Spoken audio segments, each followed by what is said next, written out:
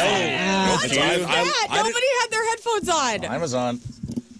It's been a morning already, okay? We tried. I'm just going to tell you. Oh, no. A good morning?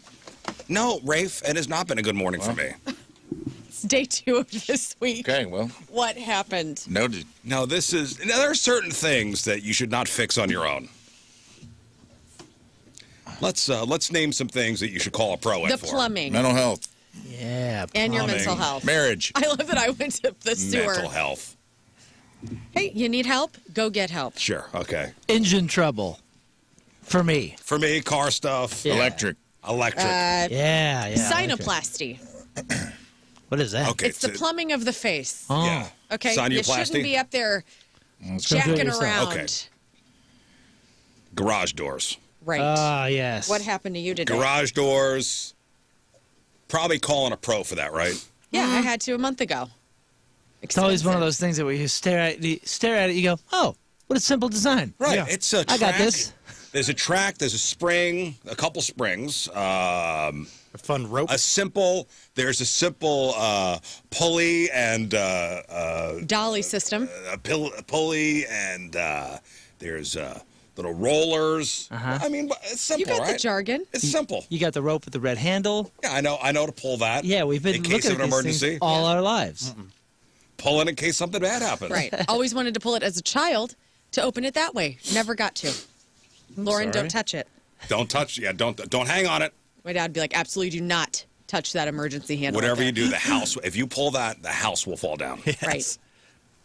The house will fall.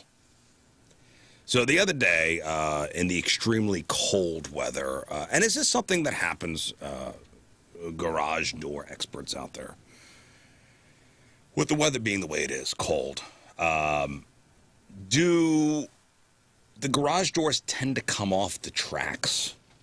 Because of the shift of condensation. Maybe, no, expansion, contraction, I don't know, with the weather. I don't know. Do things like this happen? I don't know. Again, I'm asking at a You're saying more so in the wintertime? more so in the wintertime, yes. Not in my experience. Do It the just happens rollers when it happens. Do the rollers slip off the tracks more in the winter? Can I say this? My husband got home yesterday and he noticed that our driveway had expanded where it was higher up than our garage floor. So I imagine that can mess with the dynamic Sure. of the stationary part of a garage This floor. cold weather, with the way it is, Yeah. weird things happen. Yes. Mm-hmm. Interstate warmed up. And didn't you have your garage fixed not long ago? That was the other side. Okay. Sorry. You didn't want to just take care of them both at the same time? No, there was no problem. And now there is. So it's probably just that time. Like There Lynn was. said. So I know. Oh, here we go. Let's hear about what we have at our house. I have 2 garages. Sit on Are you garage kidding me? door house. Yeah. Wow. Okay. Whoa. All right. His and hers? It's yes. You have a 3-car garage for the son? You have a garage door No, for him? it's a 3-car. It's a quote unquote 3-car garage, but So you're in the little individual space? I've never seen anybody park 3 cars Hold in up. a garage that size. Are you in? So wait, there's the big There's garage the big door, side. and then that's where your son and your wife park. My son his car is in the driveway. Okay, and so you are in the little special zone. I'm in the special zone. Beaver Boy. No, but I want to give my wife, hey, you deserve all the room. That's not what he Right. said.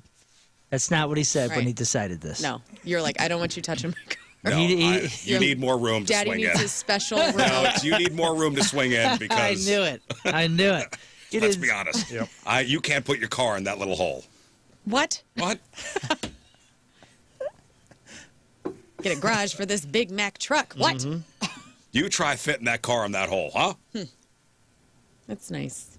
So she got the bigger side, and that was a spring issue last time, which I know because I've seen and read many a horror story about people trying to fix their own springs. Yeah, you can kill yourself. Yeah, they're under such high tension that somebody tries to do it themselves, and Yeah.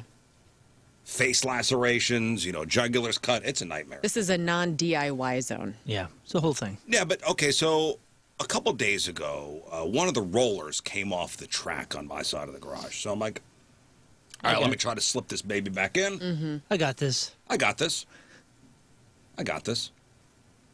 So I took a pair of pliers and I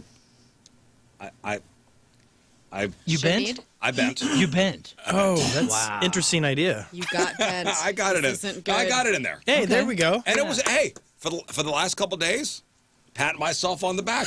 I bet you were. Everything was fine. Look at I you, am an hero. outdoorsman, and I Yeah. can fix anything. I called the family outside. I go, look at this. Take a look. Look what Dad did. Oh, no. He Hit put the the button. roller.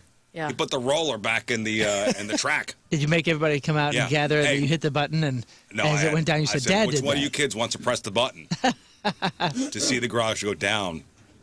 And Which- then the other one presses it and it's going to go up. Couple Wow. seconds goes And by. it's going to be smooth as hell, They're guys. like, we don't have time for this. Dad did that. It's going to be right. smooth as hell. I did that. My dad's a hero. So it was, yes. I saw in my son's eye. I was his hero for that moment. Couple You days. imagine like years in the future, like after your funeral, your son's in the garage raising and lowering the door. Just thinking of his old man. He's like, Dad did this. He did this. My old man fixed this on his own. Yeah, every time he opens the That's door, back when men were men. every time he opens the door, he goes, "Thanks, Dad." Down, down, down, down, down, down, down. He's listening to Cats in the Cradle, and it's all come full circle. He's got a little gray on his temples. Uh-huh. And Your he has his own grandkids. son. He's He showing has his own son. He's showing your grandson the door going up and down. He's like, "Your grandpa fixed this." Every time I open up a garage door, I think of Pop That's Pop. it's back when men were good with their hands. 6 seconds every day, thinking about my dad. So this morning, I just like every morning, 3 o'clock, in a haze, I go outside. I start the car. Garage door goes up fine. Did I hear a little pop? Maybe. I didn't know what that was. I thought it was Alice in maybe Chains my on the knee. radio. Maybe it was my knee. When I pressed the garage door to go up, I don't know what it was. I heard a little something, something. Yeah. Didn't think anything of it because the garage door was working great the past couple days Because you had fixed because it. I had fixed it. And I pulled the car out and I'm looking down and I was looking at the radio. What am I going to listen to on my way to work? And I pressed the button and the garage goes down. It's fine. And then I look over. I go, oh, it went back up. Uh-oh. Oh, okay. So I pressed the button again. And then I hear a loud bang. And now the entire garage door has come off the track and it's folded up. We're off the rails. Oh no! It is folded up in sideways now in the garage. Half the side, one side fell. Oh, no. Probably the side you worked on. No? No, the side that I worked on was Intact. firmly in there. Whoa. Okay. I think due to my Stopped at the bent spot. prior plier work. The entire one side is off. Oh, boy. The rollers are now on the floor. There's like 4 rollers on the floor. Oh, so you lost the cable. Oh, dude, I don't know what happened. You, So And you I get went- a sounds whole like you new- lost the and I whole went, cable. oh, no. Where are my pliers? Yeah. Well, this will be a cheap Oh, this fix. is this. I can't leave the house this way. I can't leave the house with the door pretty much open. So I'm like, what a disaster! What a disaster! Right. So I get out. I go into where the garage, where the car normally would sit. I pull the red handle, and now I'm trying to, by myself, maneuver the garage door so at least it's closed. And as I'm moving it, like the panels are falling. Yep. Oh, no. Oh, You. I really didn't. I really did a number on this. Do you thing. have a security camera that we could review the footage? No. Oh, man. Oh, that's Not that side? No. And I can't wait because you're probably going to get home and HOA is going to give you a little bill yeah. that you owe 'em money. Cause I am the Is this- HOA. Okay. Yeah, You're we're not supposed gonna to have a garage fine door you like this. for your gross garage door that's Oh folded up. man. And I'm going to add this to my. This will be in the personal failure folder. Yet another file in the personal failure folder. But it cancels out because you had the success a few days ago. I you mean, fixed yes, it. it was good for a couple of days. Probably should have called somebody. Yeah, you got a couple more days out of it. Proud of you. That's some good stuff. Probably should have called somebody. It's a good man. It's a good man badge. Yes, 618. Thank you. Everything does expand and contracts in extreme heat and cold, even concrete. Yes, 636. Rizz indeed. did not got this. That was a false start. I didn't. Yeah. But just when you're watching something, when you're watching a disaster unfold, almost life slows down. And as I'm watching the garage hang up and then collapse in on itself, and then the pew, pew, pew, and I see the rollers falling in the background. Yeah, I wonder how much that fix is going to be. Well, I had to do this a month ago, and I also got like a new motor for my garage door because I was sick of it not like going fast enough. Right. Oh, wow. So I got like an upgrade, and Tim was all over it because now he can be like a block away from the house and hit it, and it opens. But that was a pretty penny. That was like with the garage door springs and all the crap and the new motor. It was like I love owning a house. $1,000. So I love owning a house, man. Isn't It's it so great? awesome. So cool. Oh, homeownership. Yeah, I remember when it was like, let's be adults and buy a house. I know. And then you're responsible for everything. I'm sorry, Rafe. This is good information I could have had a few months ago before I did this. Rafe just bought a home. It's going to be fine. I mean, you have a couple of years till things start going wrong. No, immediately. The first day I owned the home, there was a water break. The water main broke in the front yard. Day one. Yeah, but at least that was still... It was the city's fault, but it's still like my problem. Yeah. It's not a landlord problem anymore, which I guess, there's worse problems to have. It definitely, you get $1,000 to death when you own a house. I've learned that already. Yeah. Death by 1,000 cuts. Yeah. But like, this will be 800. This will be. I'm like, what is this? Your radon. It's too high. By how much? 0.1. I was 0.1 above the acceptable amount. And I go, that's crazy how your reading's just above. So where I have to install a mitigation system. How much is that going to cost? $1,200. You might need a new sump pump. It's always a good idea to get one of those. That'll be another $5. They just get you one little thing at a time. Yeah. And have I shown you your air filter? Oh, geez. When they came and did my radon mitigation system, I know this is very compelling radio. They're like, Please let us know about this. Please, I got you. Well, they were like, the home inspection said I had 2 sump pits. And they're like, we can't find a second sump pit. And I go, what do you mean? And they're like, can't find it. I go, ooh. The guy, and so I had to call the home inspector who did the home inspection, and he came back to the house, and I go, hey, man, they're saying there's no second pit. Is there a hole under my house I need to know about? And he goes, that's crazy. I wonder why I wrote that down. And I go, don't know. I paid you to do it. Oh. So maybe we could find it. And he's like, well, I don't know, man. I don't know what I was thinking. Maybe I looked at another house, and they had a pit. And I go, oh, cool. Mixing up.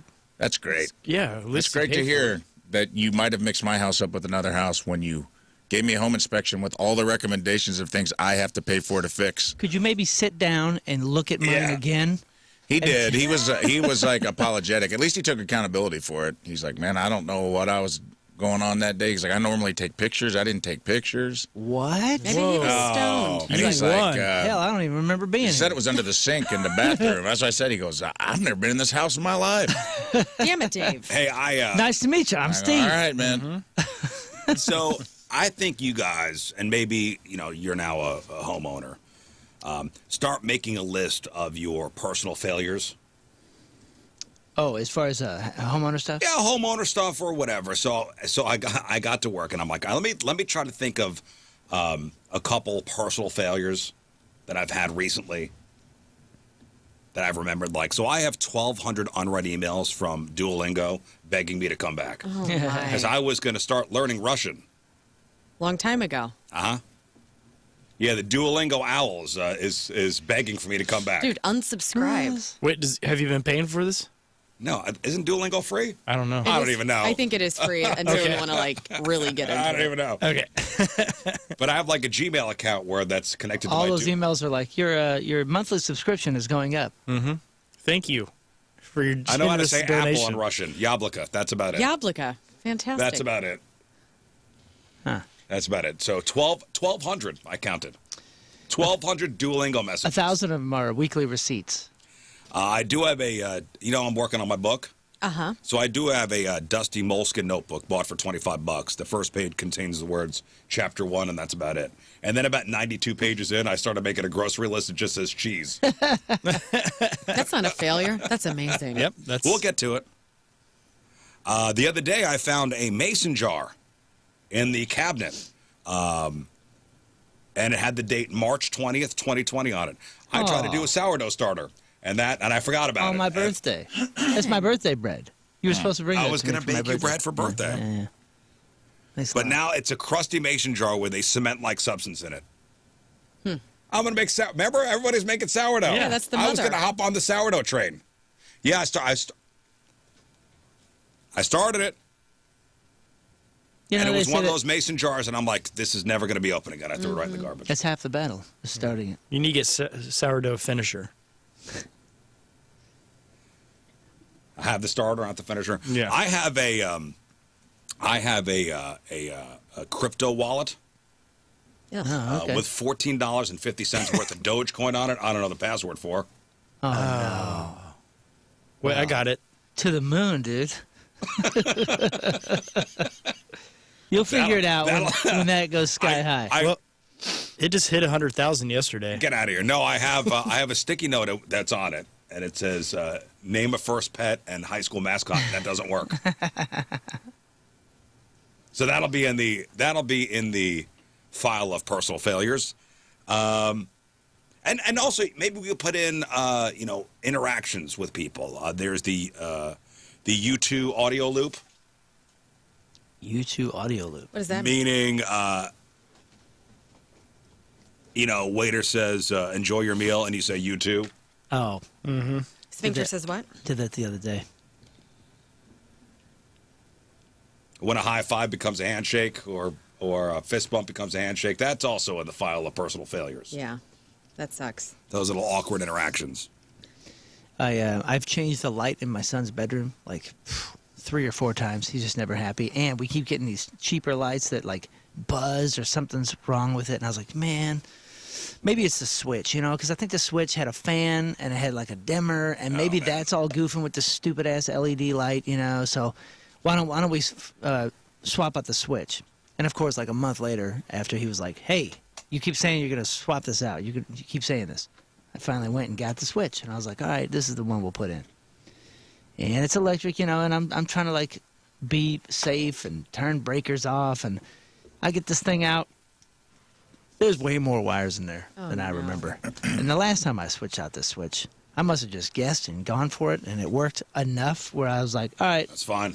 But for some reason this time I had gotten enough sleep where I was like, this is probably a fire hazard.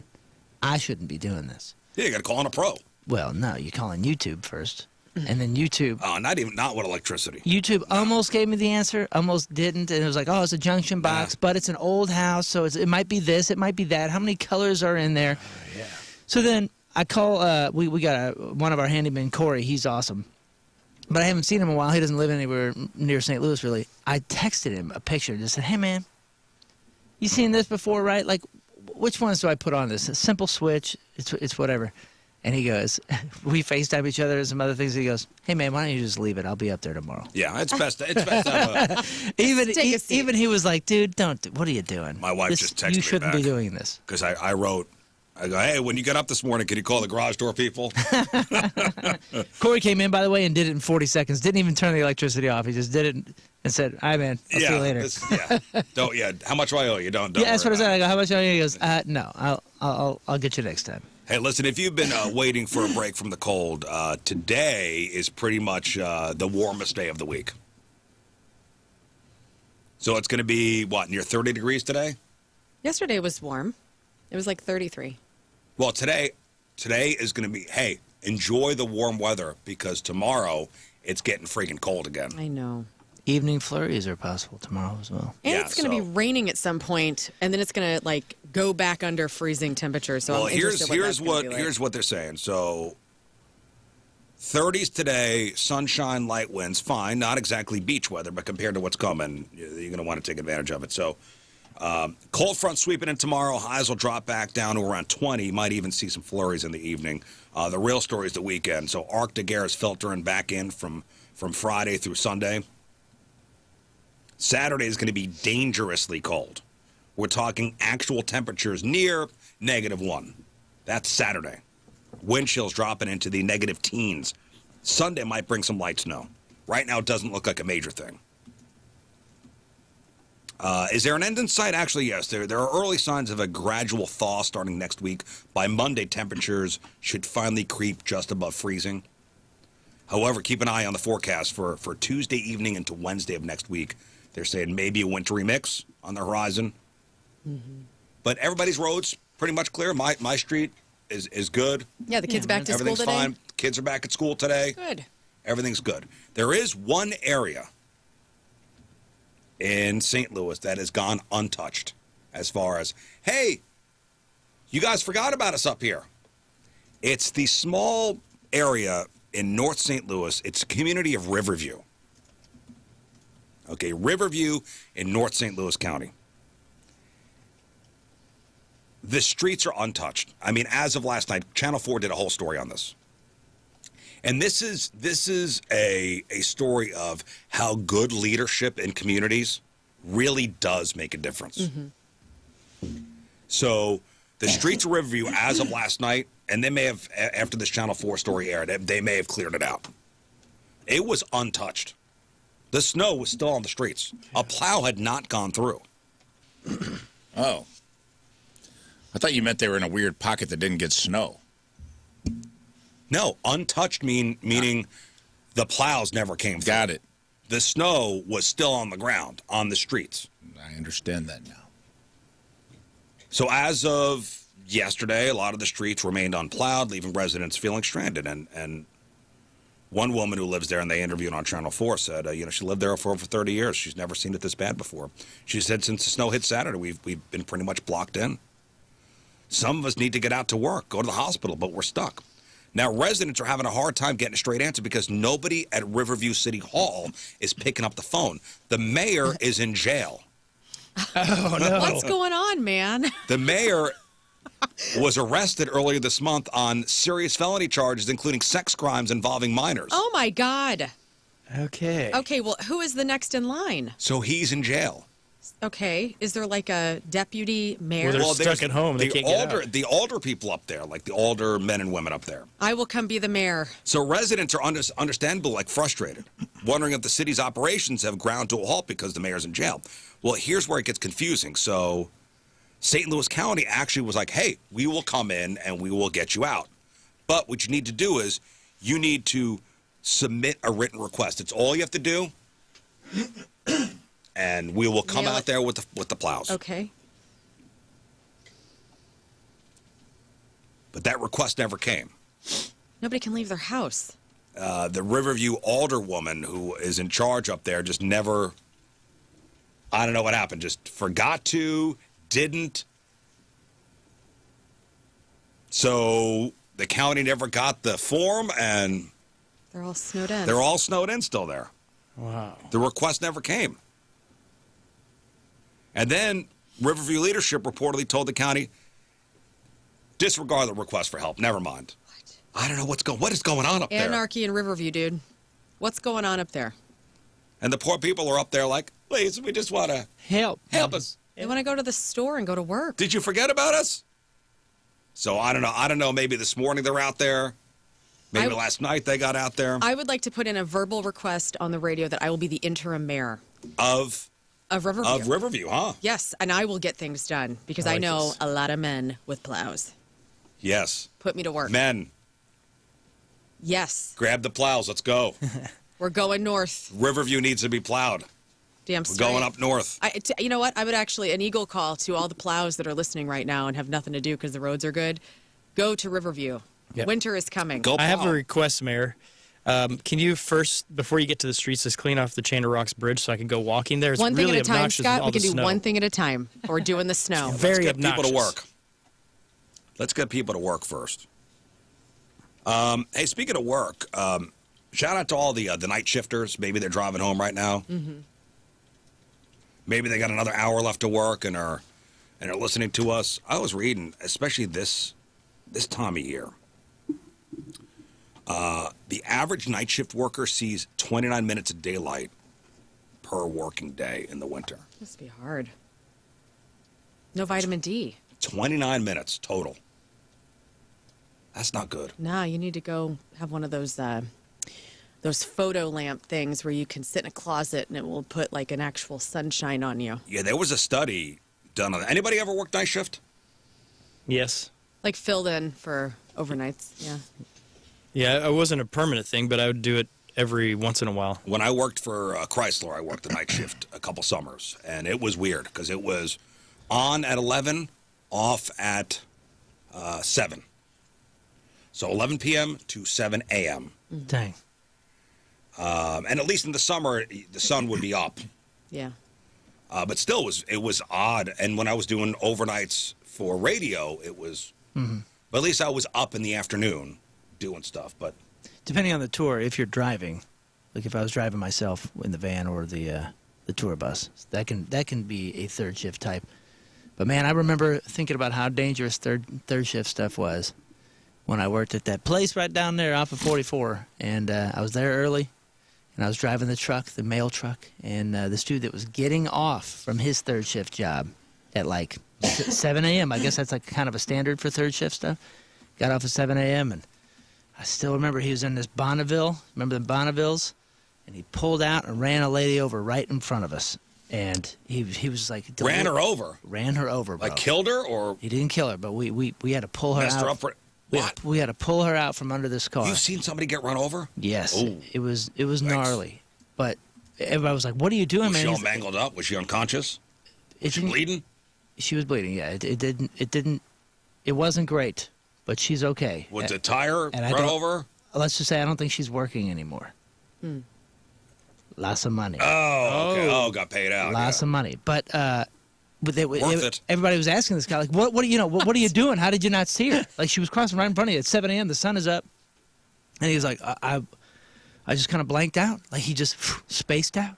He was just totally spaced, kind of on autopilot. And I hear a lot of third shifters say, like, oh, yeah, by 6 a.m., 7 a.m., Oh, yeah. they're kind of autopiloting. They're When I worked overnights at the hospital, I'd get off at 7. And there would be times driving home that the rocks popping under my tire would wake me up. It's the only time I've ever, felt like I was dozing off at the wheel. yeah, even if you weren't, like, asleep, like, your brain just said, nah, It's a weird... I'm gonna Yeah, take you a break. don't know how you get home.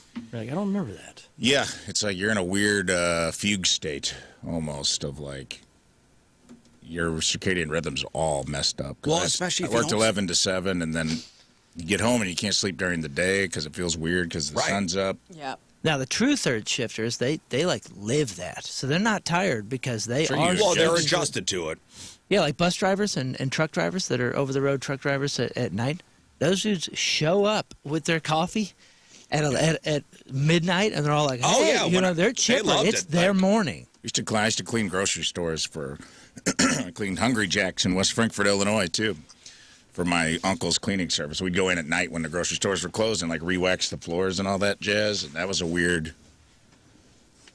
He was driving, though. I never had to, drive back home. He always drove the van. Did you get on, I like, guess on a sometimes I normal did. schedule? And we didn't do it all the time, either. It would be that would be on a weird... Some days we'd work...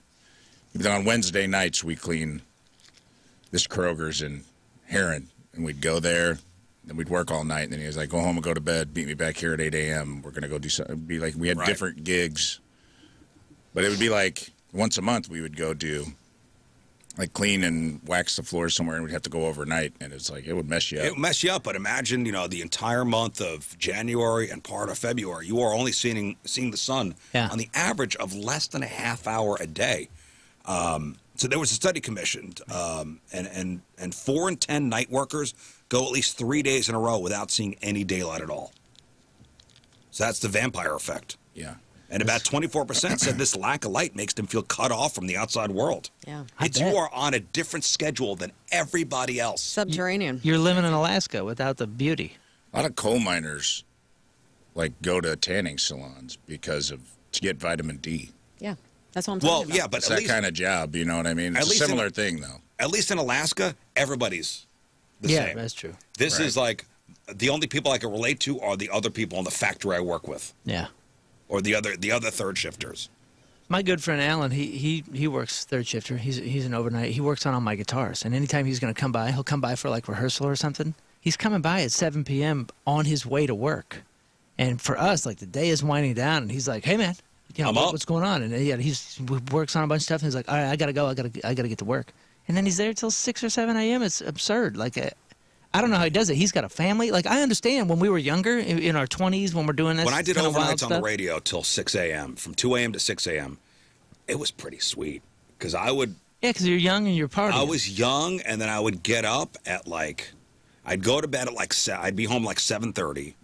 I'd sleep till, like, 3, 4 o'clock in the afternoon. Get up when everybody else was getting out of work. Party, and then go to work. Yeah.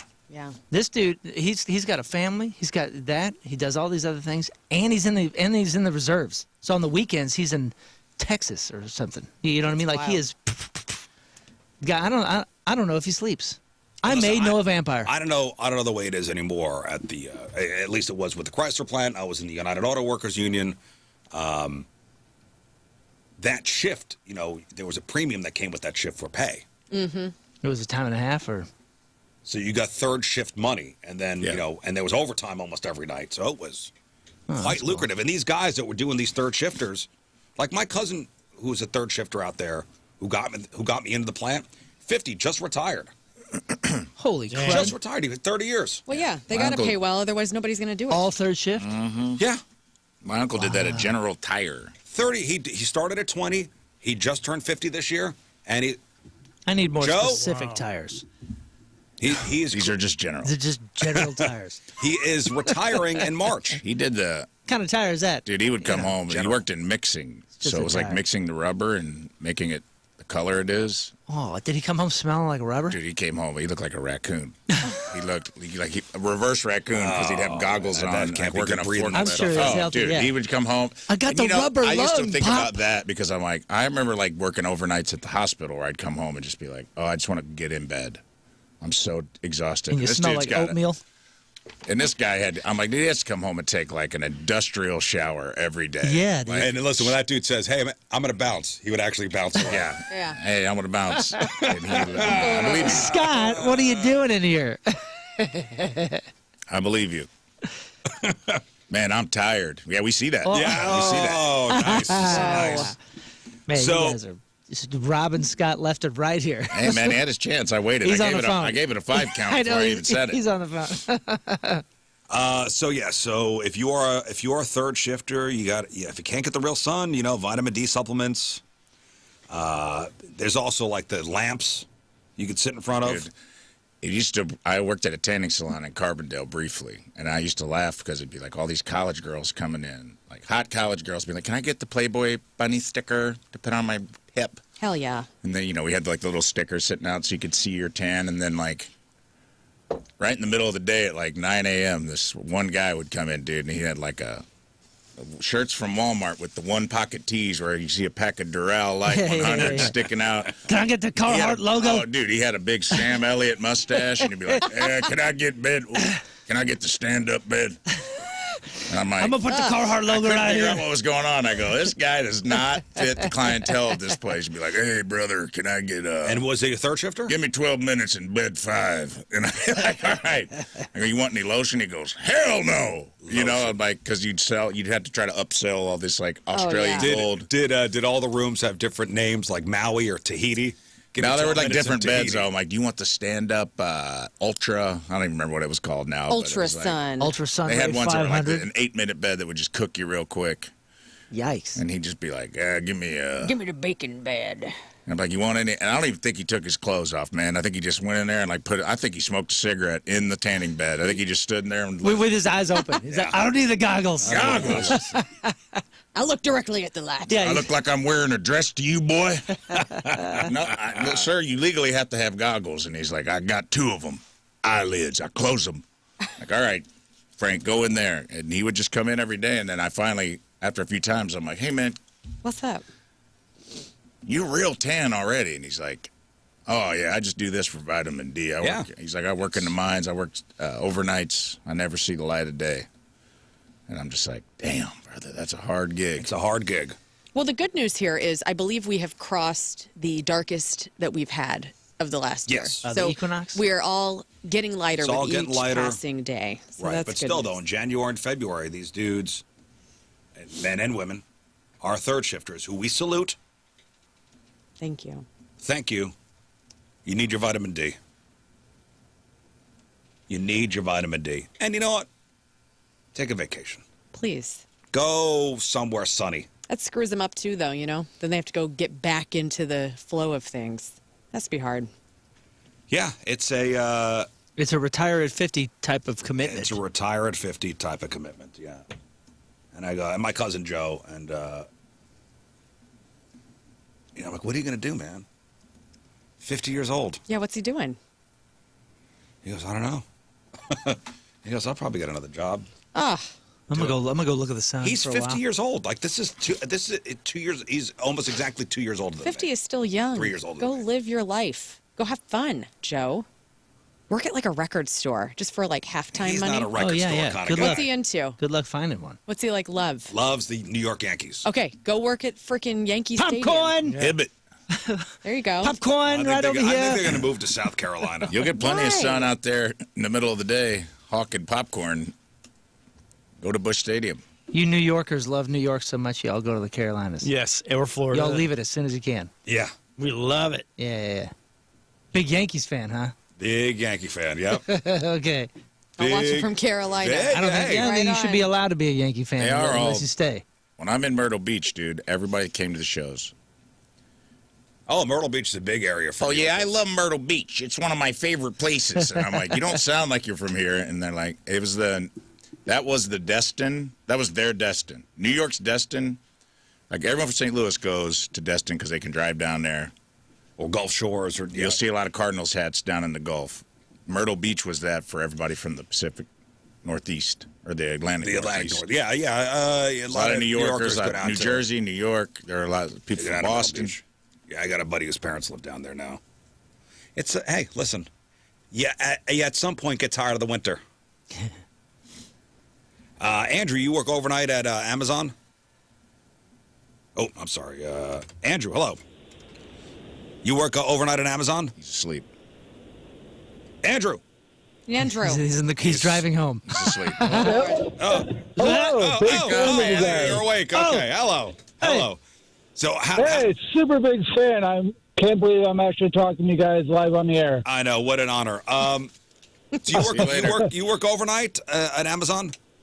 Yeah, so I work at Amazon Monday through Thursday, 6:30 p.m. to 5 a.m. So by the time I go to work, the sun is going down. Yeah. And when I get off work, the sun is still down. So I think the place may have turned me into a vampire. Yeah. But yeah, night shift is definitely it's definitely a whole nother breed. Yeah, it's the vampire effect. So what's your schedule? You go to bed. So you're on your way home right now. So you'll be home in how long? When I get home, usually take care of my cat, proud cat dad. Awesome. No shame. And usually just like I'm so tired that I usually either forget to eat, or I eat something small and I wake up and I'm just like, oh, here we go again, Yeah. another day. It's because normally, for regular humans, you get off work and then you have your evening. Right. But you are on a Say different. that again? Normally, for humans, normal people, you get off of work and then you have your evening. Now, your quote unquote Right, evening yeah, is I at live 7 with o'clock in the roommates. morning. Yeah, I was going to ask, do you have like He's got a roommates. love interest in your life or somebody you have a relationship with? No, single's a Pringle. Single's a Pringle. Looking, but there's a little bit of bad feedback. Sorry, I can hear you, Learn. But anyway, yeah, I was listening to your show on the way home from doing the errands that I can before I collapse from sleep. Yeah, no, night shift is definitely. I'm 34 years old, and I'm doing it until ever. Is the money good? The money's good, yeah. I mean, a lot of people give Amazon a bad rap. yes, they allow us to use the bathrooms. No, we don't have cat boxes. You have to pee in Gatorade bottles. It really is a really good job. It's just, when I started there, I did day shift, and you guys were talking about the shift, premium and everything. Yeah. So that's why I went to night shift. And, yeah, it's good luck making plans with friends Monday through Thursday. And you get health benefits and stuff? Oh, yeah. I mean, the health benefits are great. Good. Okay. Oh, yeah. I mean, I don't want to sign this or Amazon or anything, but... Oh, listen, it's your life experience. It's a good job. All right. But it's just, I work overnight and I rarely see the sun. I know, What's your cat's name? Let's get down to the real questions. Maisie? Maisie? Sunshine. Aw, Yeah. right on. All right, well, go to bed, I know Andrew. I'm not a Game of Thrones fan. I just, for some reason, decided if I was going to get a boy cat, it was going to be Max. If I was going to get a girl cat, it was going to be Maisie. And I won the cat lottery with my tuxedo kid or fur baby. And, yeah, Maisie. I love it. Well, go to bed, Andrew. Everything's Yeah, coming curl up, up. Andrew. Thanks for calling in, buddy. He sounds tired. He said he's 34. He sounds like he's 71. He sounds like he's in his 50s. Oh, this poor man. 60s, yeah. He's got this cute little tuxedo. That's right. cat. Go take care of your cat, buddy. Hey, before we move on to the next thing, do you guys know what a new term, guys? A peanut butter raise? Peanut butter raise. Peanut butter raise. So you're making Saying peanuts. I-S-E. Peanut butter, R-A-I-S-E. It has something to do with business and working. So, like, when you say, I'm making peanuts, I'm working for peanuts, you don't really make much. So peanut butter is when they throw in a little cheddar, a little butter, a little dairy, and you make some peanut butter. You got a little raise. You're making $10 more. That's a good guess. I like the thought process. We're wrong. Peanut butter. Anybody like to fashion a guess as to what a peanut butter raise is? Let's see. A raise that makes my fingers sticky. What does it say about me that I was excited by the idea of free peanut butter and jellies? I'm like, peanut butter raise. Peanut butter raise. It's Yeah, delicious. free PB&Js? Sweet, but that's not it. Oh, Does it have something to do with snacks? No. I wish. No, so a new report from payscale.com says that if you get a pay bump in 2026, there's a good chance it'll be of the what they're calling peanut butter variety. It's a term that's been around for a long time, but most people don't know it. So a peanut butter raise is when a company spreads money out evenly across the staff, like spreading peanut butter on bread. Which is always even.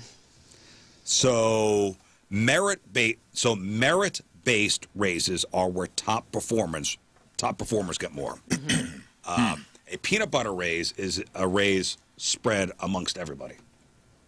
That is what a peanut butter raise is. Okay. Okay, it's kind of a silly term, but fine. Yeah, that's interesting. The go-to excuse for not doing those as much as so companies don't want to look like they're biased or playing favorites, so they just give everybody the same exact raise. Yeah, I guess that's, people want to know how much each other makes so you can kind of gauge if you're making enough or whatever. I feel like all employees have that interest. I had never heard of that before. Interesting. Friends started it all. What do you mean? Don't you remember? Remember when they were like, we're going to renegotiate, and we're all going to get paid the same for every episode. How'd that go? Oh, yeah, they did. It worked. Oh, yeah, and they are Yeah, remember? They are filthy rich. They were millionaires. I think it was like some deal where they're like, all 5 of us are going to make $1 million per episode, or we're not doing it. For some reason, peanut butter raise. I got stuck in a YouTube vortex of watching old commercials. Like old For how many commercials. minutes? Like 17 minutes a clip. Oh, Lord. Call J.G. Whitworth. No, Like it was all like the commercial- songs. It was commercials from the 80s. 77 cash now. No, those are more modern. Oh, you're talking about like Sugar Smacks, baby. No, like big, commercials for Big Red or Double Mint Gum or Folgers or for 7-Up Cherry, and you don't realize how many commercials. Ooh, 7-Up Cherry. Does that still exist? I don't know, but I saw a commercial for it, and Joey from Friends was the guy For 7-Up? for 7-Up Cherry. Whoa. That's cool. Oh, my Lord. It still exists. And you don't realize, how many commercials that dude was in. Holy smokes. Matt LeBlanc. This looks so good. I'm going to the store after work. Give me a can, please. It's the Shirley Temple in a can. Yeah. It was the first cocktail. It was. I don't know why I don't know why start. they came up in my YouTube algorithm of like, here's commercials from the 80s. They got your ass. That's It got my hilarious. ass. They knew. They said, what's he doing? He's got 20 minutes. Hit And him. my son walked in and he goes, "What are you watching?" I go, "Commercials." My past, Commercials. my childhood. I'm watching my childhood. And dude, and here, yet another example of how Demolition Man is prophetic. Demolition Man is the greatest film ever made. Period. Because Never seen it. predicted everything. And what happens when Lilina Huxley gets in the cab with, or in the car with Sylvester Stallone? He turns the radio on. It's jingles from the 20th century. Yeah. They listen like their Oldies. whole thing. Yeah, their oldies station was commercials. And here you are now with YouTube playlists at I your know. fingertips. And he probably has YouTube Premium where he's paying to not have advertisements. Yes, I do. Yes. Wow. Have you And I bet ever the had- company is Demolition paying Man for it. strikes yes, again. they are. Here's a video I was watching. I thought. No little cinnamon gum freshens breath longer than Big Red. Kiss a little longer. Hold tight a little longer. Kiss a little longer. Longer with Big Red. That Big Red freshness that's right through it. It does. It goes on and on while you chew it. Say goodbye a little longer, make it last a little longer. Your breath will last me precious. Everybody. With Big Red. Oh my God. Demolition Man.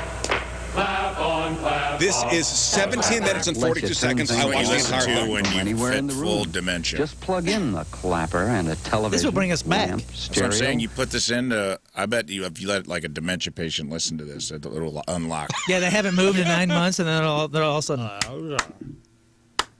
All right. Remember that Those one? The Fresh new and improved live. Zest deodorant bar. Oh, the First Zest it one lathers is you good. clean, then it rinses you cleaner. Look at me. Do I look clean to you? Yes. Surprise. I'm not fully clean unless I'm zestfully clean. This is what happens with soap. Soap leaves a sticky film on you for that this won't commercial? rinse away. I can But smell New it. Zest leaves no sticky film. It rinses you fully clean. A whole new kind of clean. You're not Zest fully clean. Zest fully clean. You're not fully clean unless you're Zest fully clean. I always wanted one of those towels. Yeah, I mean, 17 minutes of this. Let me see Yeah. if I can find another one that was. Ever seen John Nestle Goodman's Sweet Foot Dreams. Locker ad from the 80s? You're talking about Joey being in an ad. John Goodman was in a lot of commercials back in the day. And Jay Leno was Skinny the John. Doritos man. Here's remember Doublemint? Finer pleasures. Pardon me, would you have any Grey Poupon? But of course. Grey Poupon. Poupon. It even has wine. A double pleasure's waiting for you. A double pleasure from Double Mint Gum. A double great feeling, making you realize Double Mint's the one for you. Double fresh, double smooth, double delicious to chew. I remember this commercial. You know what? I was tearing up, I'll be honest with you. A double pleasure. Need to get it together. I know, I got to get it together, honestly. Here was, Oh, double mint go. here was me last Your night. T is low. Okay. Yeah, you need some help. I'm on testosterone therapy. So the daughter was out at cheerleading, so my wife was up there with her. My son was coming back from whatever he was coming back from, and I'm in bed, and I got YouTube on, and I'm watching commercials from the 1980s, Right. and I'm singing the songs by myself. Your son is going to have this as a core memory for the rest He of is his life. because he walks into his dad's bedroom and there is his dad above the covers, just getting Crying. out of the shower in his boxers, crying, watching a Big Red commercial. That he's never seen before in his life going, what go, the "What are hell you is doing?" this? What are you doing? What is this, Moon? This is Demolition Man. This is what it- Oh, this is the most popular station in town. Wall-to-wall Oh, that guy's in mini-tunes. You call them Miscongeniality. commercials? Here's You that call them classic commercials. you've all been waiting for. The #1 request of the day. They start singing Armor hot dog. all of Wait, the. that's Sandra Bullock. Wait a minute. Oh, this is my It's the greatest movie ever made. These two were in something before Miscongeniality. Oh yes. Even kids with chicken pox. Armor hot dogs. I'm blown away by that. Kids love to And then Yep. John Spartan says, And now Put that's back in the icebox. Look up John Goodman's 4-minute aftershave from 1979. Oh, it's this crazy how much minute. he looks like David Harbour. I never realized it till you see a young John Goodman is kind of like a. Oh my gosh! Look at him, dude. Look at him. Oh, yeah. Dude, that's a funny commercial. Here. Whoa! Just wrong. One's not quite. It's no fun until you find the one that hits you just right. Men in Skin Bracers got the nice, clean smell you're looking for in an aftershave. Skin Bracers got those skin tighteners and chin chillers that really wake you up. And there's nothing heavy-handed about it. Thanks. I needed that. Skin bracer hits you just right. Welcome, John. Incredible. I have a lady question. Yes. What, do you guys use aftershave? Or is that an old person thing? I think like a smelly aftershave is an old person thing. And is it like astringent? So it like keeps the pores open? No, it's supposed to close the pores. It's supposed, Remember to, when- it's supposed to Stings? close the. Remember the when cuts. Macaulay Yes, Culkin shaved and he went, Right. ah! I always thought he was like, his face was stinging. Is that Yeah, the it's, truth? Yeah, supposed, from it's the supposed to aftershave. close the Interesting. cuts, like any sort of minuscule, tiny From cuts. the aftershave. Ah, thank you. No further questions. But, watching my son's face trying to explain that I'm sitting here watching commercials from my youth, and he could not wrap his head around Because What? they don't see commercials in the same way. no, they don't. I mean, Interesting. I'm They tune them out and skip them. I'm knowing these commercials like I just saw them, Mm-hmm. and I'd seen them so many. I guess I saw them so many times that Well, they are in my memory. It was a part of our programming. Remember the? You just sat through the commercials. Yeah, and Saturday morning cartoons was cereal after cereal after cereal. Yeah. So all And the Barbies. yeah, dude, it was toys and cereal. Sky Fighters into Cocoa Puffs. I'm cuckoo for Cookie Crisp. Golly. Yeah, you just sat through them, and you didn't move. Sometimes if there's a new one, you're like, oh, look at that! Finally, Toucan Sam came out with something new. Yeah, it's, I've been watching that same one. Tricks are for kids. I know. That's the Tootsie Roll one. What? Tootsie Roll still has the same. Oh, the owl. Yeah. Oh yeah. Well, they The just Tootsie Pop. They That's just Tootsie updated Pop. that. They actually just updated that this year. Are you kidding me? One, a two. A 2, a 3. Okay, here's a question before we move on. This is a question for genuine question that I have. That I have. I've never been divorced. I'm still in my first marriage. So this is what somebody wrote. When I thought my fiance and I would be together forever, we got a puppy. We split the cost of everything to start. We both fell in love with the dog and out of love with each other. Then the bitch cheated on me. I mean the fiance, not the dog. Somehow I got the blame for pushing her away, but she's using that as her excuse to be difficult in our breakup. She's fighting over everything that we could lay equal claim to, especially the dog. The last 2 years, this dog has been my best friend and companion. And maybe I did pay more attention to the dog than my fiance, so maybe that's why she's fighting me so hard. She wants full custody of the dog, but said she will settle for joint custody. I don't want to hire an attorney, if that's even possible for something like this. Plus, am I coming out really well on a few other... Plus, I am coming out really well on a couple other things that bringing an attorney could screw up. This dog should live to be at least 12, which would mean another decade of seeing my now ex-fiance. The thought of not having that dog in my life destroys me, but so does the idea of seeing my ex. So what happens in a dog custody kind of... I've been through it. Not a divorce, but a big breakup. The guy that I dated before Tim and we got a dog. And when we broke up, I moved back into my mom's house because I needed to. And my mom was like, never let me have any pets or anything. So I couldn't bring, his name was James Hetfield. He was a puppy, a puggle. And I couldn't bring the dog, but I told my ex, I was like, hey, I want him after I get like my own apartment and like get back on my feet or whatever. And he was like, absolutely not. And then so we had like this custody struggle at first. And then it turned into, once I did get an apartment, like soon after, I was living with my friend Corey, who also, he had a dog as well. And so then I got into a place where my ex and we were having joint custody of James. And so then I would watch James, whenever he didn't have him, Well, then it ended up That will never work. I never got to have him, and then he kept him, and then he actually gave him to his dad which in the long run was fine. Wait, so this guy, after you wanting the dog for so long, wound up giving the dog to his dad? Yeah. What a dick. And I loved his dad, and I was like, I knew James was in good care. It wasn't like, Why did he give the dog to you? I don't know. Wow, that's really messed up, right? I know. Oh, my God. And then it like broke my heart. Let's burn his house down. But no. What? No, we're fine. But, but the thing about it was, and honestly, like, and we're all fine now, but like, it hurt so bad at the time that I did not want to get a pet for like the longest time. Like, Tim and I actually tried to get a dog a couple of times. We tried to get a cat once. I couldn't commit to. I was like, I am just having some sort of weird traumatic experience, because that was whenever Tim and I were just dating, and I was like, I don't want to have to go through this again. And then, obviously Clover found me, and the rest is history after I was married and whatnot. But like, it was devastating. Yeah. And I forgive my ex. Like, we're fine now. Whatever. Like, he's actually very sweet. Whenever James died of old age in the care of his dad, my ex was like, "Hey, I'll give you some of James's ashes."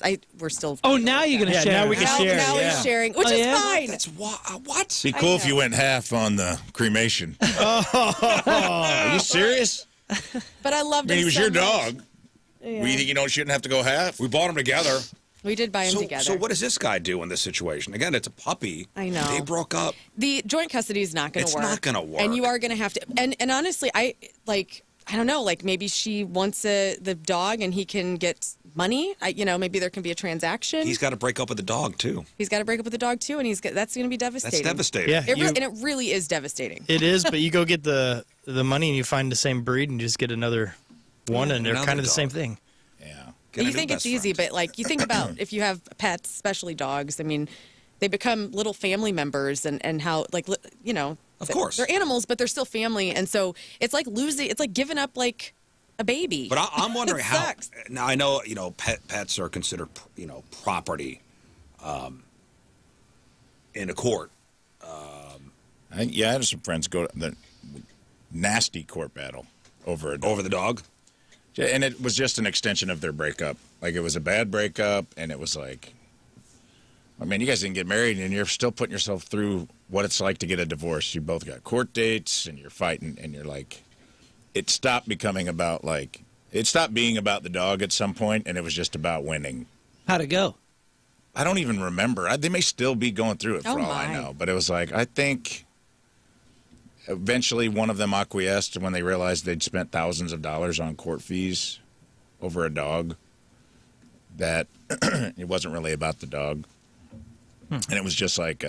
trying to hurt each other. Yeah, people just get, which that's probably, and honestly, what happened with your situation. He probably just wanted to hurt you in the moment. I think at first, and then I think at first. yeah. I'm not saying, But he gave the dog to his dad. I know. like, if you're going to give the dog away, there's no reason not to rotten. give it to someone who wants it. And you know what's crazy? So I went to, like, this is personal, but like, I went to his dad's house because his stepmother at the time was passing away from cancer, and I wanted to go say goodbye to her because I had, I was part of this family for a little while, like, Right. we dated for a while, and I cared about all of them still, and so I went to the house to say my goodbyes to her, and James comes running. And bit you. No, he was like, because he was a puggle. Take me out of here. So his beagle, like, howl and his scream, and he came running up to me, and he remembered, and it was like, oh God, it was like all over again. It broke my heart. How did you find out that he gave the dog to the dad? He told you? I found out kind of, I think one of our mutual friends, like, kind of told me. Oh Yeah, my God. I know.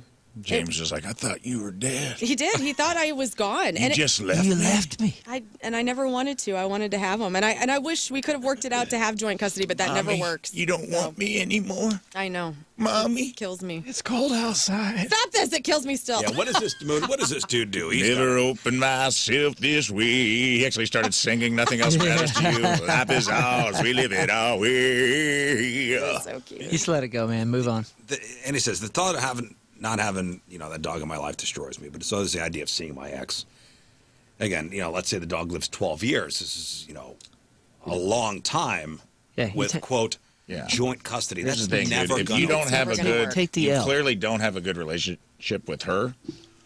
If it's not like a mutual, somewhat amicable breakup, it's not worth it. You take the L, dude. Because then now you're connected to this person. You don't have to be. Right. Yeah. Like legally, you don't have to be. Either take the L, like Moon's saying, or try to get the dog. But like joint custody is probably not a great idea. You know, because eventually it's going to lax anyway. Someone's going to, not do it. And when Tina broke up with her dude and had Simba, he did the same thing. He's like, "Oh, I want the dog. I want the dog." And I'm like, "No, you don't." So she did it, and she's like, "Cool. Well, you can have him on some weekends." And he took him one weekend, left the gate open. He got lost for a day. We had to go find him, and then he never asked for the dog again. And I'm just like, he never wanted the dog. He just wanted a connection to you, or hurt you, or make your life inconvenient. Dude, this is perfect for this advice that was given to me years and years ago. And I wish I'd have taken it in the moment. It's hard to when you're going through something. But this one dude said this. He said, "Listen, dude, you've already lost. It's over. There's a tree on your leg. You're going to lose the leg." He goes, "You can either cut it off with a chainsaw or you cut it off with a butter knife. But the more you let any of this kind of stuff connect you or drag you or whatever, it's like you're choosing to cut the leg off with a butter knife." Yeah. He's like, "Cut it and go. You lost the leg." You got to. He's like, "You lost the leg. Cut it off and get out." Huh. And I think this applies here. Just chainsaw the leg, brother. You lost it. Get a new dog. And also be the bigger person. There's something to say about that. Like, it's the people that choose, "I want to hurt you still. I want to keep having vindictive behavior." And then there's people that go, "You know what? I loved you. I love this dog. My last good thing I'm going to do is I'm going to just take the high road." And honestly, good for you. Like, that's great. That's his buddy. And then there will be other animals. I don't know if you'll ever get a dog again, but you might will. get a cat. Yeah, just go Maybe you should immediately get another dog. Get another dog. That's tough. I've had it both ways. So, I left Bo when I split up with my ex-girlfriend. I'd known her. I mean, I'm still part of her son's life. He's like my kid.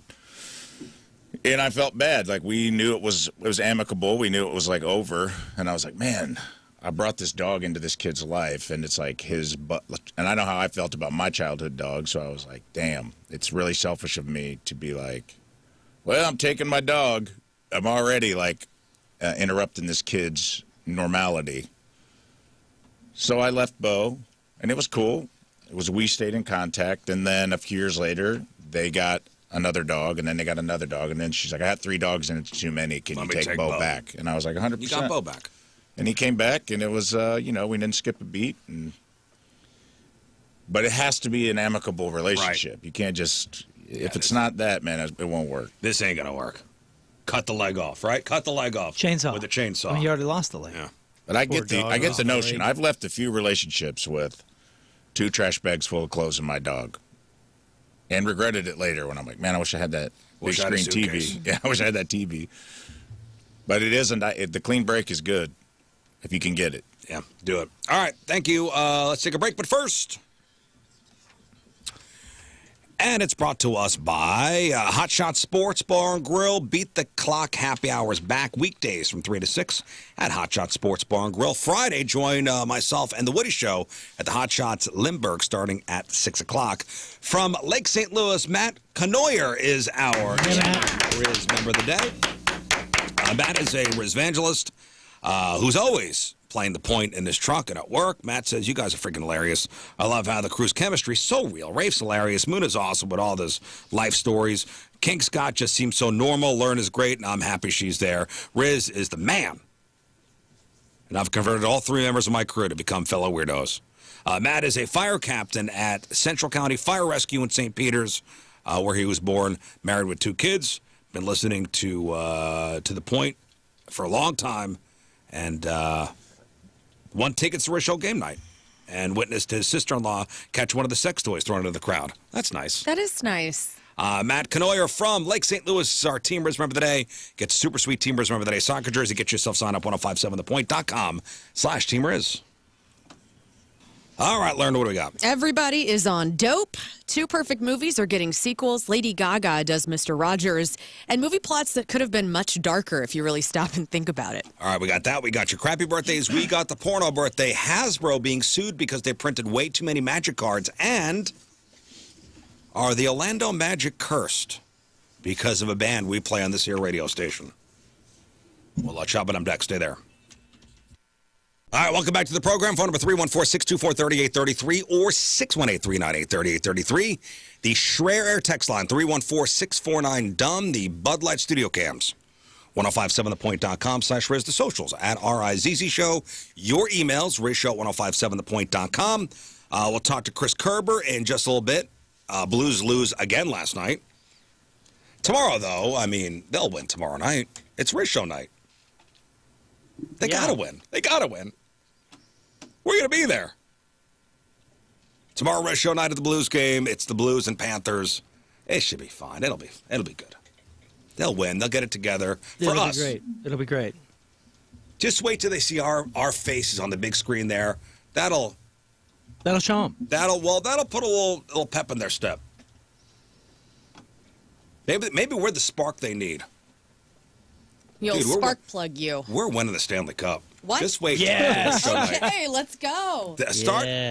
Start etching our name into that Stanley Cup because we're turning it around tomorrow. We're also going to play a matchup, and we're going to kind of shuffle everybody around. We're going to put everybody's name on the wheel. That's nice. So this way, I don't have any complaints from anybody.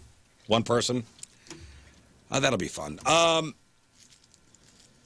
Anybody collect Magic the Gathering cards? This is nerd news, guys. Nerd news. In nerd news, anybody collect Magic the Gathering cards? I'm looking at you, Scott. Yeah, I have a gold foil 14-level White Mage rare limited edition. I don't know anything about this. Nobody does? No. Does anybody know anybody that does collect these things? Magic? Magic. Sure. Yeah. Magic the Gathering. I got a Magic Johnson. Do people collect these things in the hopes of one day making money? No, I think they like the baseball cards? Yeah, it's like Pokemon cards were. Some of them are extremely rare and valuable because of their scarcity. Right. Well, Like Hasbro's getting cards in sued. the deck. Hasbro's getting sued because they printed way too many of these things. Whoops. So More than they said they would? Yeah, well, so lawsuit filed in Rhode Island earlier this month argues that Magic the Gathering is one of Hasbro's biggest moneymakers, but its success relies heavily on the secondary market. Basically, cards are valuable because they're scarce. And the plaintiffs claim that by churning out so many new sets, Hasbro saturated the market, which tanked the value of existing cards and hurt collectors. So according to complaints, according to the complaint, this wasn't an accident. The suit points out that analysts warned that overprinting would hurt the brand. While investors asked Hasbro executives if they were overprinting, the execs reportedly denied it. The lawsuit alleges that Hasbro used Magic as a cash cow to make up for poor financial performance in other parts of the company. I don't know where this is going to go, but it reminded me of another story about it. We all collected baseball cards when we were younger. Yeah. And what did you collect when you were younger, Learn? Compliments. No. No, I didn't collect anything. Did you collect anything? I collect Pogs. I remember collecting But did those. you ever think that they would be worth money one day? No. Like, we collected baseball cards. Remember collecting baseball cards? Yeah. And like, man, this is an investment in my future. Yeah, it was retirement. Yeah. I mean, yeah, you not only did you collect baseball cards, you also had to have the Beckett, Right. which had the prices, you Man. know, up-to-date listings of what those cards were worth, down to the cent, because it was important I needed to know which ones I was supposed to put in my little lockbox. Yeah, because I have one that was so valuable. It was like a couple hundred when I was a kid. And I'm like, dude, hit the jackpot. This thing's going to be worth a fortune. And I've looked it up recently. You can find it for like $8 to $15 on eBay. Right. I mean, I would put the ones, Cash in, baby. I would put them in plastic sleeves, and I'd have them all. You know, I'd go to the card store, and they were in the cases, they had valuable cards. You know, a Don Mattingly rookie card for $150. Yeah. Again, they were investments, and I'd buy the packs, and you're hoping for one that would be valuable one day. Mm-hmm. So in 1989, a new trading card company called Upper Deck, and are they still around, Upper Deck? Yes. Oh, yeah, of course. Okay. They were awesome. So 1989, Upper Deck launched. And to make a splash, they made their very first card. Card number 1 was who? Upper Deck. Card number 1 Babe was Ruth. a rookie card for the hottest prospect in baseball at the time. King Griffey Jr. Ken Griffey Jr. Oh, yes. Okay? And the card was beautiful. I mean, it was premium quality. And everybody thought, man, if I got a Ken Griffey Jr. rookie card, Upper Deck, card number 1, this is going to be, come 20 years from now, I'm going to buy an island with the amount of, this is like, this is my retirement right here. Mm-hmm. Collectors and kids treated these cards like retirement funds.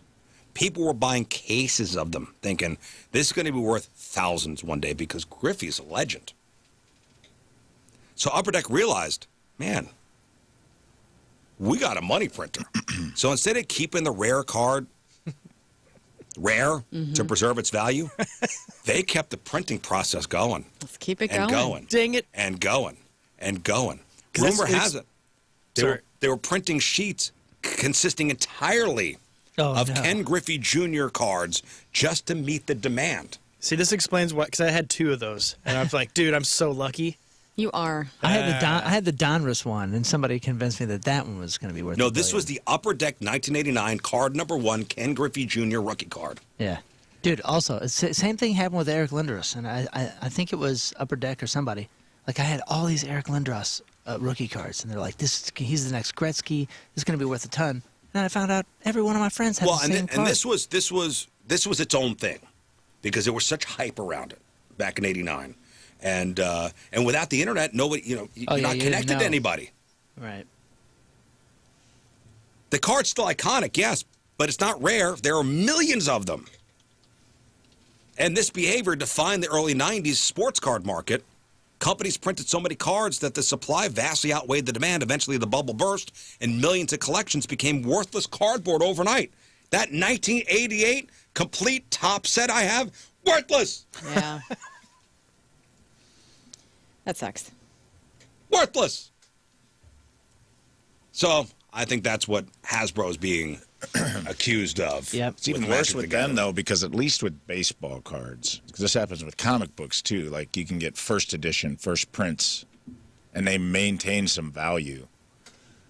Magic, I don't think the value of the card is someone wants to play the card in a tournament when they play each other. So if you have this rare card, it makes it valuable because it does something in the game. And if you have it and other people don't, that's what gives it value, to my understanding. And so I'm sure someone just pushed their glasses up in between their eyes. And is about to correct me. Actually, my point here is, but it's like this is almost worse because if everything's special, nothing's special. That's right. Mm-hmm. I do have the '89 Donruss rated rookie, and I'm looking it up right now. It says if I have a PSA 10, which costs, which is flawless. Yeah, and it costs a little bit of money to get it rated. I could sell it for $4.25. $4.25? No, $425. Do you have the diamond card? No, I have the rated rookie. I have the Donruss '89 rated rookie. Okay. What is the Ken Griffey Jr. Upper Deck card number 1 worth? It's not even on here on the list of the top 10. The number 1 Ken Griffey Jr. is an '89 Bowman. Then the 89 Bowman, they say, is right now worth... This is Lauren killing herself right now. A few thousand. Lauren just killed herself. I'm actually jumping out the window. Stop I'm actually moving the blinds so I can just There's a bunch of Fleers, 89 and 92 Fleers that are worth something. What'd you say? You said the '89 Upper Deck. Bro, it's not even on here. It goes on Tops. eBay. It goes Here it from is. starts around 100 all the way up to like 50,000. So okay. Okay, so the 89 anything Upper for- Deck number 1, if it's PSA 10, they said, okay, it could go for $4,200. just don't mind me. All right, yeah, Lauren is fashioning her This is big business. Fashioning a noose fashioning out a of my noose headphones. out of her Can we headphone please- cords. We're talking about our childhoods. Anyway, All right, sorry. Hasbro's getting sued. The Bowman's worth $13,000, dude. That's crazy. I got a story here about Satanic Panic meeting the NBA. Oh, no. Now we're talking. So there's a theory floating around talk about. that a certain rock band might be responsible for the Orlando Magic's recent losing streak. Satanic Panic. Satanic Panic. So, and I know, Learn, you know the answer to this. So. No, I don't, actually. You don't? No. Oh. You don't? I mean, I have an idea. So it sounds crazy, but a Kia Center employee, that's where the Orlando Magic play, they actually took to Reddit to claim that the band left behind some serious bad mojo in the arena. So here's what went down. So this band played a show at the Kia Center as part of, a tour they're on. The very next night, the Orlando Magic played the Charlotte Hornets, same venue, got absolutely blown out. An employee who worked the concert posted a rant titled, Kia Center needs holy water, claiming the vibes were off the chart. They wrote that the concert had, quote, super satanic vibes, complete with stained glass church steps, devil imagery, and the crowd chanting Lucifer. Yes, I know. You know who it is. Yeah. The employee admitted they were mad as hell that they were forced to sit through it. But here's the kicker. The employee thinks the negative energy stuck to the building. That happens. Their theory is that some weird ish from that concert carried over on the next night, causing the Magic to play terribly. And they now think that the band is because of the band, the team is totally cursed. That's silly. This band deserves no Satanic Panic because it's manufactured. Do we know what band this is? Yes. Moon? I Would you like don't. to fashion a guess? I don't. Please tell me it's not Hanson. It's not, for once. Rafe? Any idea? No. That's right. Ghost. Ghost. Oh. Tobias. It's Scooby-Doo, though. It is Ghost. Scooby-Doo. That's what Yes. I'm saying. Yeah, Like, it's come on. manufactured This is Satanic for Panic. funsies. This is Wait. Kmart Satanic Panic. People see Ghost? Well, they lost the game the next day, then immediately dropped 2 more games. So I don't know what they're going to do. Did they need to sage the building? I'm not sure. I mean, it never hurts, but that's silly. Find another scapegoat for your crappy team. Yeah, maybe your team's just crap. Ouch. Yeah. Maybe your team just sucks. Right. Don't blame Ghost. Don't blame Ghost. Hey, I know Rafe's watching the new Game of Thrones, Knights of the Seven Kingdoms. Is it good? Yeah. I haven't seen any of the spin-offs. I saw, regular Game of Thrones, and I know there's House of Dragons, there's House of Dragon. House Dragon. Khaleesi the cat house years. It's House of Dragon or Dragons? House of Dragon. Dragon, okay. Yeah. It's Dragon Fast and Furious. Okay, guys. Let's So- not besmirch. Are you incredible watching it? Art. The House of, the Knights of the Seven Kingdoms? You watching this yet? Not yet. So Okay. we are. Treading lightly. No. So we did Game of Thrones again, 5th time. Yeah. All the way through, and then we started House of Dragon over to watch those 2 seasons, and Yeah. as soon as that closes up, then we'll have a cachet of 4 or 5 episodes of Night of the Seven Kingdoms. So, Rafe, plan. initial thoughts? Thank you. Well, it's interesting. I like first 2 episodes. No, I wouldn't say it's like amazing, but I'm in. I'm checking it out. The thing that it feels very off-brand for. It's a different tone, right? That's what everybody. The keeps tone saying. is very different. It's almost like comical. It's almost like I can't decide what it's supposed to be. If it's supposed to be funny or if they're just building like the character in it that they've introduced is this guy named Dunk, who's like a squire, big goofy guy, big oversized, kind of a baby Huey, kind of a dumb guy. That's the Sir Duncan that's referenced in the Yeah. Game of Thrones. Yes, and he is like the squire to a knight who dies, and he takes the knight's sword and decides he wants to be a knight. I don't know that the knight actually wanted him to do that, but it's called a hedge knight. You can be like knighted by another, whatever. Right.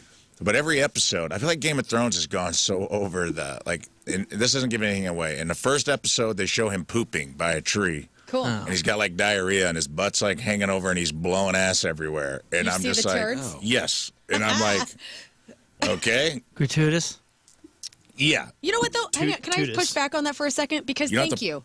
Push back. Because I honestly, Not the whole pushing. time I'm watching Game of Thrones, I'm asking myself, where are they going to the bathroom? What do they do when they get their periods? And how bad do all these people smell? So I'm glad that Well, they're then, actually. do I have a show for you?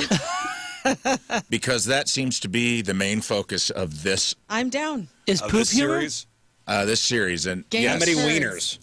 So far, poopy, well, poopy, poopy. Dookie Dookie, Sir Duke. In the second episode, a knight in armor is like, is there any way around here to have a proper deuce? And they're like, no. And he's like, ah. And he's like trying to get his knight armor off real quick. And they're like, Yes. he thinks he's above wiping his butt with hay. And they're addressing all of these bathroom issues Little from that issues. era. Wow. I'm into this. Your petition made it all the way to the producers. So I guess this is for you. It made me laugh where I'm like, I just feel like Game of Thrones has hung so much dong and shown so many that they're like, we're out of, how do we top ourselves? Wiener, wiener, wiener, wiener, wiener, wiener, turn wiener. No, just wieners. To another wiener. Wiener, wiener, two wieners alongside yet another wiener. Wiener party, wiener party, party party. Wiener wieners nice and soft, non-erect wieners. Flopping wieners, flopping wieners, dangle wieners, dangle wieners in my bed. So Tangle good. I wieners. forgot about that. So are you asking the question, On is the HBO... second episode, the knight he's referenced, he looks up to this knight that he was a squire to, whether he should or not. The guy was actually kind of a jerk to him, and he's like remembering him, and it shows him go outside to pee.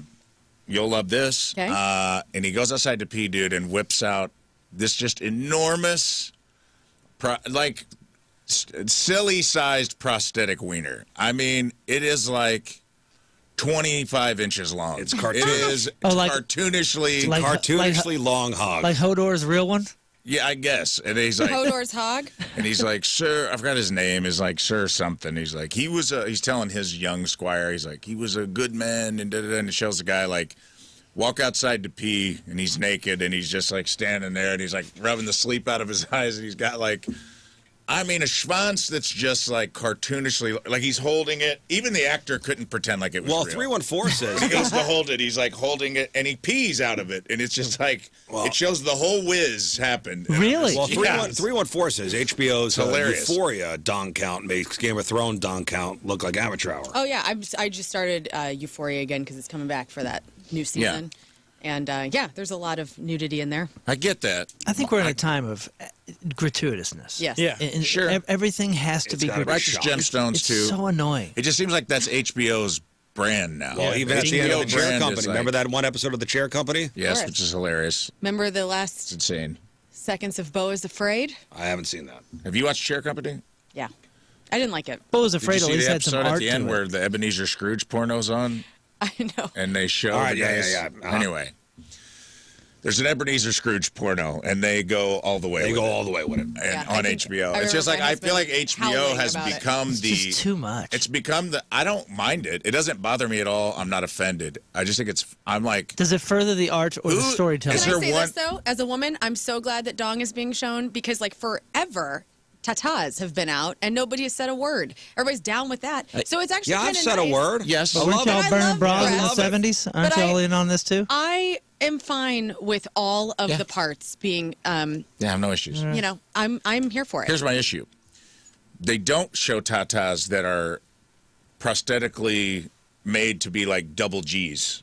Not yet. You're only how many episodes And I'm in? just like, I don't understand the need for the big claymation prosthetic wieners. Like, why don't we just have actors have their regular dongs out? I am totally or watching this if show. you're like gun shy and you need it to be a certain look for camera, then usually I could just have a regular size. Yeah, get a Wahlberg. There's You know, that- those things are all over That the place. episode in of Righteous Hollywood. Gemstones where it's Walton Goggins water skiing. Hell yeah, it is. Yeah. I mean, and that's the beginning of the episode, and it's just dong right on the big screen. Can we Like for actually like 2 or 3 minutes. Let's get to the real question here. From the original Game of Thrones, out of all of those lead male characters that we love and hate all at the same time, who do you think would have the biggest dong out of all of them? Jason Momoa. No. Hodor showed it. So you're saying Hodor. I mean, it's a leg. It's a leg. To me, I'm going the Hound. That's what I think. Hodor was a y'all didn't remember that scene? Hound's tall and lanky. Those guys, you gotta watch out for those guys. I don't know. I He's saw got it once. BDE, the Hound. Yeah. Nothing against Hodor. I love him. and he's Hodor a doesn't sweet even man. need a script because of what he's got. Yeah. What about you, Scott? I think Peter Dinklage probably. Good guess. Yeah. Good guess. All right. Well, His was Thanks awesome. for that. watch the show. I'm just I saying. don't count. I find it interesting. That's all. It's like I've watched 2 episodes, and I'm like, I feel like there's one guy at HBO that like they can't fire. That's like, no, He's more the dong guy. We need bigger. More dong. Dude, it's so fake. I don't care how fake looking. The bigger, the better. Like, make that thing. Pretty soon, it's going to be like, there's just going to be a character like that is just a giant penis dragging a guy behind it.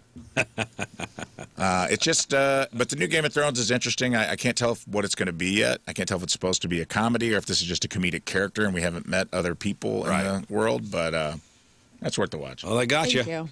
If They you got like, you. You're if you want to know where they poop, and I you do. want to know how big of a dinger you can see take a whiz, then Those this is a show for questions you. Those questions are answered.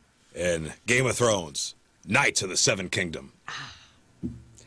All right, today is January 28th. Back in the day, 148 years ago, 1878, the first telephone switchboard went online in New Haven, Connecticut. There were 21 subscribers and 1 operator who answered the phone with, ahoy, ahoy, Cute. and then rudely put the caller on hold.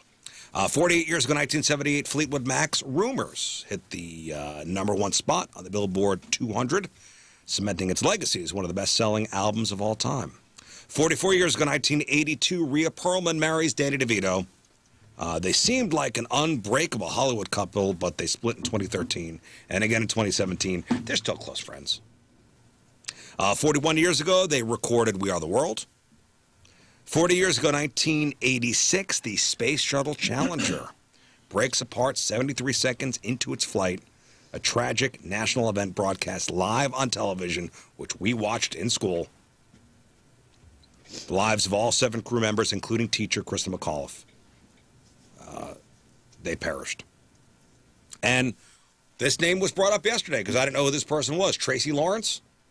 Yeah. Country dude. Yeah. 28 years ago, 1998, country music star Tracy Lawrence. Convicted of battery for beating his wife. Oh, Tracy Larry. I didn't know that. Damn it, Tracy. Honky tonk. I'll take back the Sentence- birthday wishes. Man, they threw the book at him. Sentenced to pay $500 to a Las Vegas shelter for battered women. Taught him a lesson. Justice served. And that's what happened back in the day. All right, time to find $500. What? To a casino. Now it's to a women's shelter, but Oh. I only heard Vegas. $500.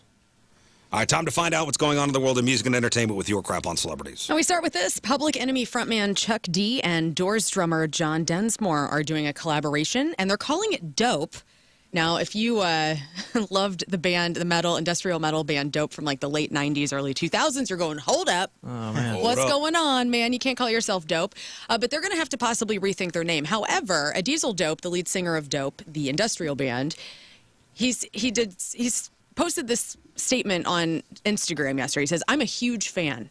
And he says, the last thing I want to do is interrupt a creative endeavor from 2 legends that I admire and respect. And he had like a Doors hat on and a Public Enemy shirt on. So who's doing this? So Chuck D Okay. and John Densmore of So the it'll be Doors. D-O for Doors and then P-E for Public Enemy. Dope. Oh, Yeah. Okay. So a Diesel says, you know, I It's appropriate. Edsel. No, it's a Diesel. Is it? I always, for the longest time. I've always called him a Diesel Dope. Because E-D-S-E-L. I don't know. Somebody correct us. Anyway, he said, I've appropriately registered the artist name Dope, and I have owned the trademark for more than 25 years. And he says, you guys are 2 legends. If you're committed to using my 4 letters, please hit me up. I would love to be a part of a collaborative effort with you. So he's kind of inserting himself. But he did it respectively, and a lot of people are just saying, like, this is the way to do it. He doesn't want to have a lawsuit or anything, but he is calling him out saying, like, hey, we've had this trademark for a long time. Please don't encroach on it. I saw them at Pops open up for Seven Dust. The only thing I remember is they had police lights, you know, like the old cop car lights that you hand held and you put up on the car. They had those like on their amps, and I thought, oh, that's kind of That's neat. pretty cool. I think This is the guy that so puts on the remember. mask and sings for Static X. Oh, really? Yeah, this is the guy that is now singing for Static X. Oh, is it? He's the new Wayne Static. I had He's no clue. He's the guy that puts on the mask and sings. Well, if you don't remember Dope, I pulled 2 tracks, one original from them called Debonair, which is pretty excellent. Here's what that sounded like. This is what I 25 was years listening ago. to you put the story together, and I mean, this had its time. It you did. know.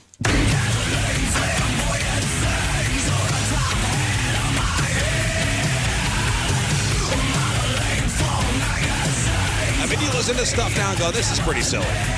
But still enjoy like it. And it's at its time. I wonder who they listened to. Yeah, I know. What influenced them? And then they did this cover of You Spin Me Around Like a Record. Oh, was this in a movie? It was. I thought it was in Jawbreaker, but it was in American Psycho. Oh, really? Which I'm like, was it? Like, I don't remember that. The original or the Mila Kunis one?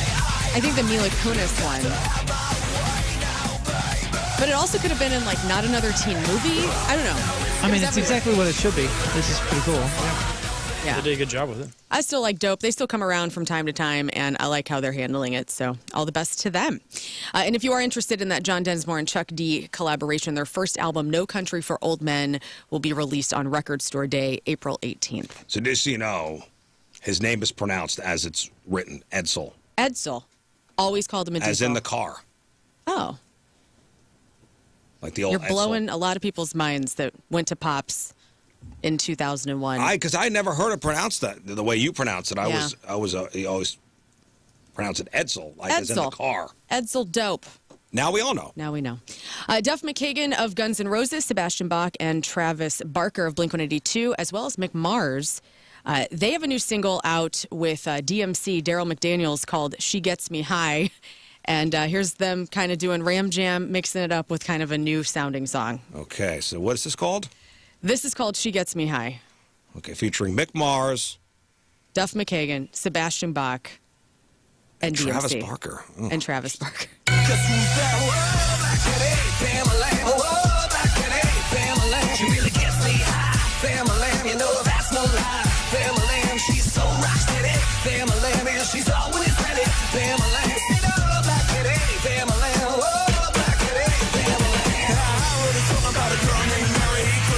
That's pretty cool.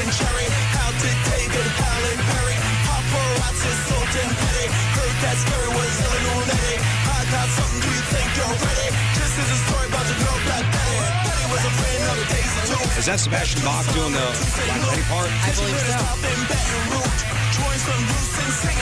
I didn't see like a video, so I don't know who's singing what. That's but cool. It's cool. I like It's that. very Family Values 98 sort of to me. Sounds like sounds like it's for a movie or something. Yeah.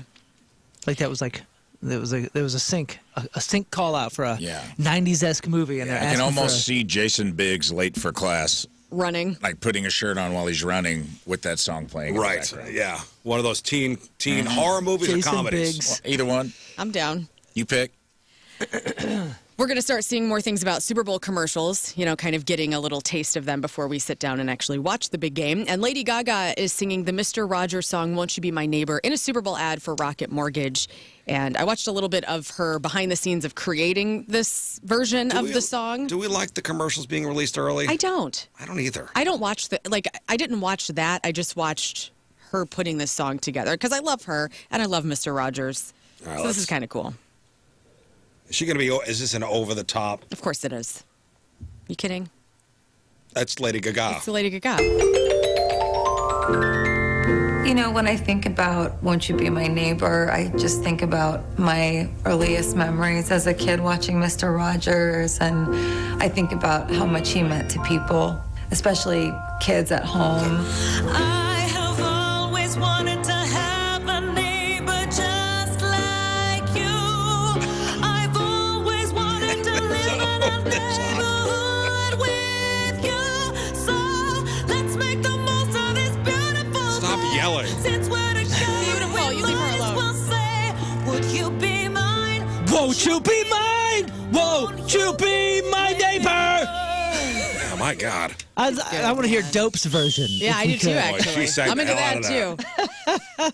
You're right, dude. That lady's a queen. She's You bring the yelling. beer and you yelling bring at? the smokes. Bring everything 'cause Robinson's broke. I want to hear Eddie Murphy's version Mr. of this. Robinson. Harry Styles recently announced his Together Together World Tour, which is going to include 30 dates with a residency at Madison Square Garden, as well as the ticket price. And people are pissed. So fans who tried to get tickets during a pre-sale were notified that the prices range from $50, okay, great, up to $1,182, including service fees.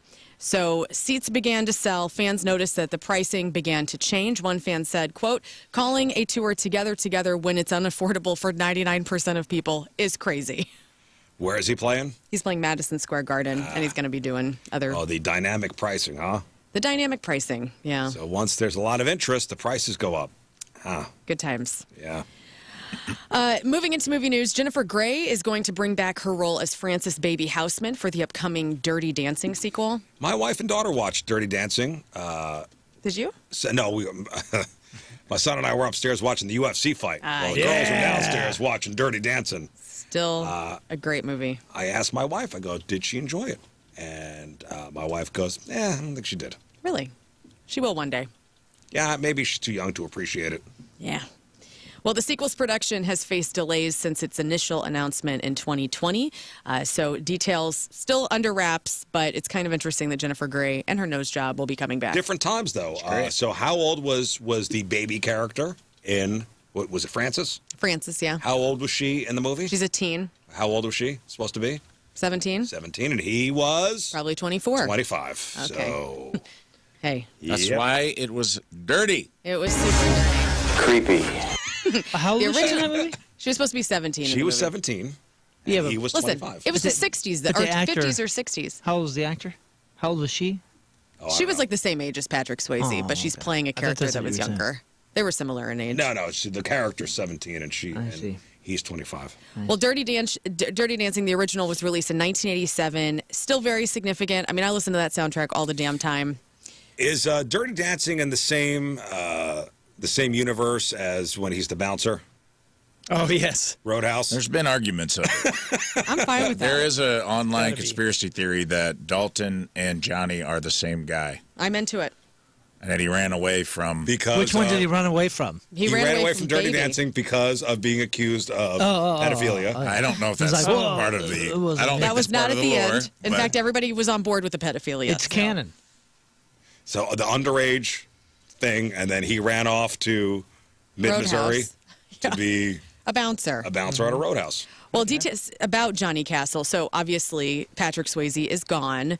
And so there's no real detail about how they're going to incorporate that because he was such a significant part of Dirty Dancing. Tie-in His brother. Ghost. Like maybe they're going to say like he's dead and they killed him because a he ghost was tie-in. 17. There we go. That all connects. They better not do any AI Patrick Swayze or I'm going to be really messed up about it. Okay? I don't know. That'd be screwed up. I don't think they would. They better not. They better not. Holograms I only. think people would be so pissed. I would. It's not the same. I've been to that location where they shot the scenes like at the resort. My mom and I stayed there. It's like Is outside it in of upstate New York? No, it's in Virginia. Oh, Or just outside of Virginia. And it was cool. like a bungalow colony. Yeah. It was like in the middle of a valley. The dad is dead from that movie, right? He's got to be. Oh, yeah. What show was he on? ER? Like L.A. Law or something. Yeah, like that. LA One Law. of those shows. Law and Order. Law and Order. Yeah. One of those shows. Yeah. It's out there that his characters in Point Break, Roadhouse, and Dirty Dancing are all the same character. And the ghost character is running from all. Prevailing theory suggests Johnny Castle, Dirty Dancing, and Dalton are the same person, often extending to include Bodie from Point Break, the final evolution of the character. The theory posits that after leaving Kellerman's, Johnny, a 1957 Chevy owner in both movies, utilizes his skills to become a cooler and eventually a Zen master fighter. After giving up that life, he moves to the beach where he runs out of money and ends up robbing banks with a bunch of surfers that he befriends in his third iteration of the same man's life. So there you go. Wow. I'm fine with it. I'm believe fine it. with this, too. Yeah, I like this. And then he haunted Whoopi Goldberg. Yep. I know. Wild, right? On the Yeah. View. Mike Flanagan is set to direct a new installment of The Exorcist next March. How many of these Exorcist-style movies do we need? Like, The original Exorcist original's so good. is so good. It's perfect, actually. It's a perfect horror film. And we've had so many. I mean, that movie had its own sequels. The movie is not going to be a direct sequel from the 2023 film The Exorcist Believer, which came out. But this cast, it does look good. You got Diane Lane and Scarlett Johansson. It's supposed to come out next year in March. Yeah. Boy, when was the last time you saw the original? It's been a couple of years. It's been a while. Watch Yeah. it again, and just you forget how dirty. Oh. Linda Blair, like Potty mouth. Reagan. My God. Yeah. Like, make me blush. Makes a mother Holy blush. cow. Yeah, what she Pretty says to her rough. mother in that Ooh, movie man. is something else. You. Speaking I of- don't want you watching it, Scott. Yeah, I'll be don't you honest dare with watch Don't it. you dare watch that. Yeah. You guys You're an watched innocent boy. the original Faces of Death. Remember that film? Yeah. I never watched it. But what was real and what was not? Yeah, they I say don't it know. turns out like only a couple of clips of those were real. The rest of it was goof. But I'll tell you what, man, there's a couple of stuck with me. There's still, We all there's- thought it was real. There's still Yeah, I one with thought it me was right real. now. Well, there's The going to be burning necklace? No. Oh, you talking about the tire? Yeah. No, I don't know I think that one. was real. No, this is the building one. Oh man, It's a bit what does that mean? All right, remember when I was telling you about Midsummer? Yeah. And how there's this one scene that I can't let go of. It just hit. Yeah. The old people. Yes. Yeah. Remember the feller in The Rock? Yeah. Okay. There's a Faces of Death that's pretty much the same thing. Oh, And I God. saw it as a teenager, or a 12-year-old, or whatever age we were back in the early 90s watching that thing. Burned in you. Both of those stuck with me, man. Well, the first trailer for the Are you looking Faces it up? of Death remake Yeah. is here. So they're going to be doing a remake of Faces of Death. And so the original Faces of Death came out in 1978, was a sensation in the 80s, and with the rise of the VCR, people thought they were watching something that they shouldn't be. So the monkey brain scene was fake, the electric chair, the alligator pit. So real footage was mixed in with. That's what I heard. So they're going to do. Well, how are they doing this? So the new movie is going to center around a moderator of the YouTube-like website who stumbles upon a group recreating the murders from the original Faces of Death and questions about what's real and what's fake. And so this will be kind of a documentary similar to the original Faces of Death. But And- is it a not a mockumentary, but is it a fake documentary like Blair Yes. Witch? Okay. That's what I'm gathering. I would hope. Yeah, they're acting like it's a YouTube channel thing, and then actual crazy stuff happens to Right. them. Which Oh. I watched the trailer and it looks really disturbing. This is Seth Rogen, or who is involved in this? So- somebody big produced. this, Faces of Death is going to be hitting theaters in April. The cast includes a kid from Stranger Things. Is it Dacra Montgomery? Barbie Fiera from Euphoria, and then Charlie XCX is involved out of nowhere. Oh, okay. So we'll see how that goes. Guys, Well, I'll be seeing it then, I guess. yeah, Tina will be driving you to Faces of Death. I watched a very scary thing today that was not supposed to be scary, but it was a clip for the new Ken doll that they're going to be.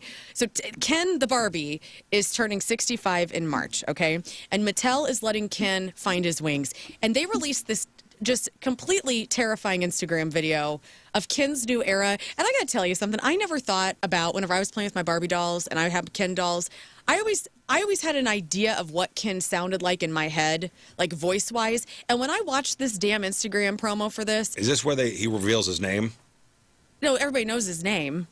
His full name? His full name is Kenneth Sean Carson. Okay. Everybody knew that? Yeah, it's kind of this. It's similar to Barbie's real name. What's Barbie's real name? Barbie It's like Sean Maleficent or something. What is it? Carson. It's let's see. Barbie's. No, they're real not name. married. Oh.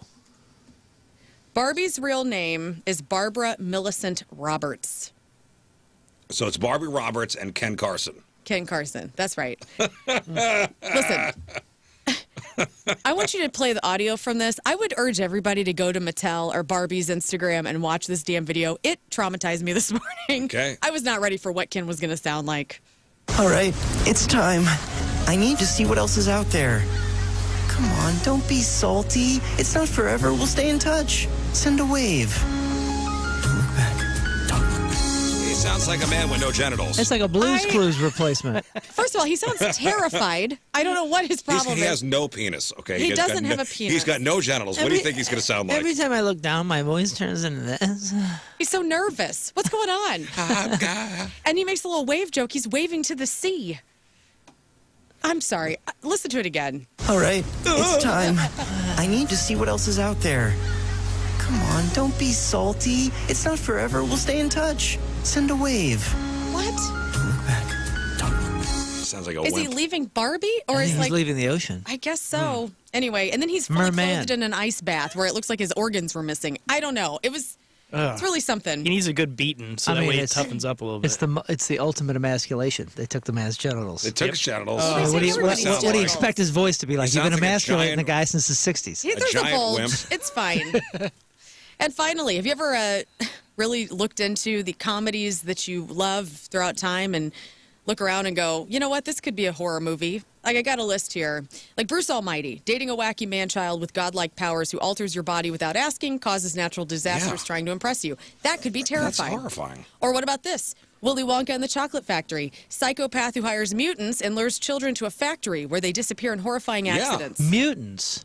Which is upsetting that they use the term mutants That for the is Oompa Loompas. You've got not mail. okay. Romanticizing catfishing at its best, straight up manipulation at its worst. Mrs. Doubtfire. We've talked about this before. Psychological thriller, where they made the trailer for it, which was hilarious, about obsession, identity erosion, and boundary violations. Yeah, and Pierce Brosnan's like the greatest guy He's the ever. greatest He's just dude. dealing.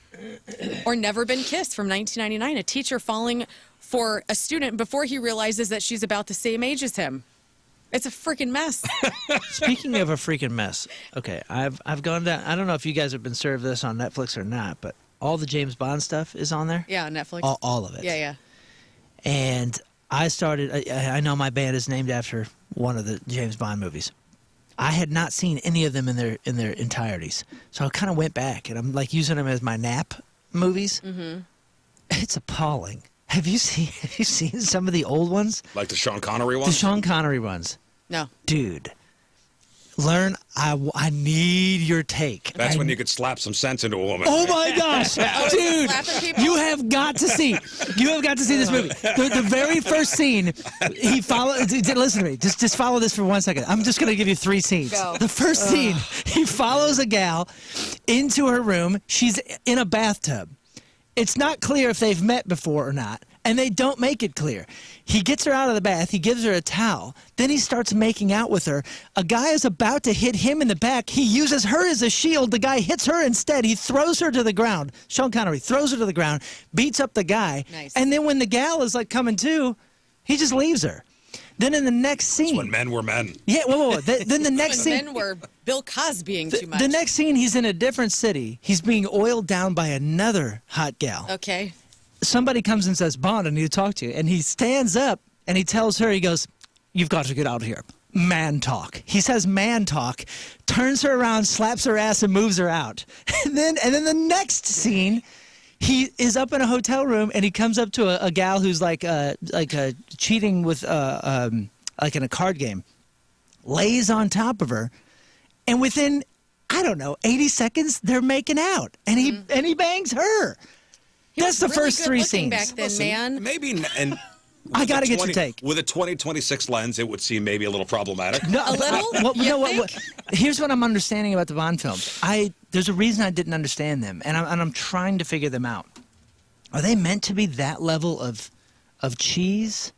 Yeah. Because they were so different, and then the Pierce Brosnan ones were kind of cool, serious, actually. like They're more- like, Yeah, adventure novels. They were based off like adventure novel Yeah, books, but right? they're like straight off the page adventure novels. So like every line is cheesy. There's like they take the moment to say some cheesy line, which honestly is kind of endearing after a minute, but at first it's really off-putting. You got to look on them as James Bond movies. Yeah. And nothing more. I know. Because it kind of shifted whenever Dalton stepped up after that. The next few actually started turning into more of, movie. But Sean Connery, Well, I thought was made I thought his whole career was made on these things, and they seem so not career making. Let me say this: my expectations are on the ground because of a woman named Pussy Galore. Okay, so I mean, you just go in with really low expectations. Is how I would approach. I remember that. Larry the Cable Guy said he met her daughter, and he's like, she's not as pretty. Her name's Acne Galore. I always love that. Let's do birthdays. Let's do it.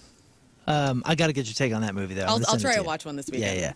Yeah. Celebrity celebrating a birthday today. Ariel Winter, that's Alex on Modern Family, is 28. Will Poulter, that's Adam on Guardians of the Galaxy 3, and 100 other things.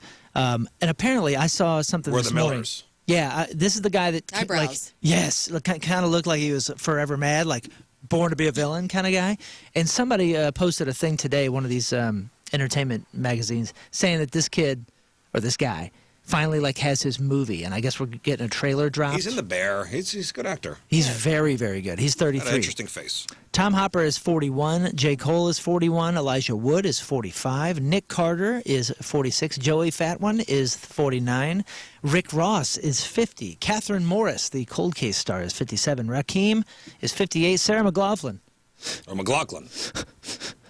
Is 58. Loves puppies. I love Puppies. Barbie Benton, the Hee Haw star, who is also in a lot of Playboy magazines, is 76. Mikhail Baryshnikov is 78. And Alan Alda from MASH, Alan Alda, referenced at least once a month by Jeff Burton. Loved him. He's got to be 90. 90 years old today. Congratulations. Today's porno birthday, which is being brought to you by Patricia's, where fun and fantasy meet, is Raven Alexis. And today's birthday girl has been in 72 fine films, including Assalicious 2, The Booby Bash, Every Last Drop 19, Girlfriend for Hire, Guilty Pleasures 1, My Wife's Hot Friend 12, Once Upon a Midnight Sleazy, Raven is Misbehaving, Top Guns, and Who Can Forget a Role in 2010's Kissin' Cousins. Raven Alexis would have been. Would have been 39. Passed away back in 2022 from a life-threatening infection amid a battle with Crohn's disease. Wow.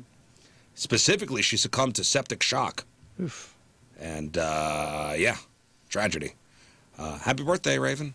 Happy birthday. Happy heavenly birthday. Porno birthday, crappy birthdays, that was your crap on celebrities. All right, we'll take a break. We'll come back, and we will play Matchup with the Crew. Moon, if you would, put everybody's name on the wheel, the great wheel. So we'll spin the wheel, and we'll see who's going up against each other. I will give 5 questions to each of our contestants. Whoever gets the most questions right, their respective teammates will win their choice of prizes. We got tickets for the Party Zone at Mardi Gras featuring a headlining set from DJ Pauly D. Saturday, February 14th in Soulard. We got tickets to go see Bad Flower playing a Point Birth Month show February 24th at the pageant. Tickets to go see Dropkick Murphys playing a Point Birth Month show February 24th at the Factory. We got tickets to go see Death Cab for Cutie Friday night, July 24th, over at Stiefel. Tickets go on sale Friday at 10 a.m. So if you want to play matchup, again, we don't know who the combatants are yet. 314-624-3833 or 618-398-3833. We'll play next. All right. And, hey, listen, next week we'll do matchup with Moon, Rizz versus Moon. But I want to try this out. All right? I got all these trivia questions I'm sitting on. Okay. All right, we are playing Matchup. So it's Matchup with the Crew. So we'll spin the great wheel, and we'll see who's going up against each other in round number 1. All right, so whoever the wheel lands on, that'll be the first person that'll be getting the questions. The second person the wheel lands on will be in isolation. Okay. Great. All right. Shall we go to the phones? Let's go to Michelle. Hello, Michelle. Hello. All right, Michelle, we're going to spin the wheel here. Let's see who's going to go in round number 1.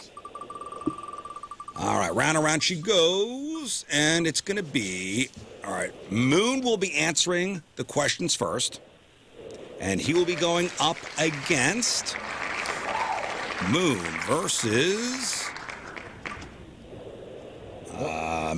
Learn. Okay. Okay, so we're going to put Learn in isolation, and then Moon will be answering the questions first. So, Michelle, is it going to be Team Moon or Team Learn? Let's go Moon. You're going to go Team Moon. Okay. And Mike. Hello, Mike. Yeah. Hello, Mike. All right, so Team Moon or Team Learn? Team Moon. Team Moon. Okay, so we got 2 Team Moons and no Team Learns.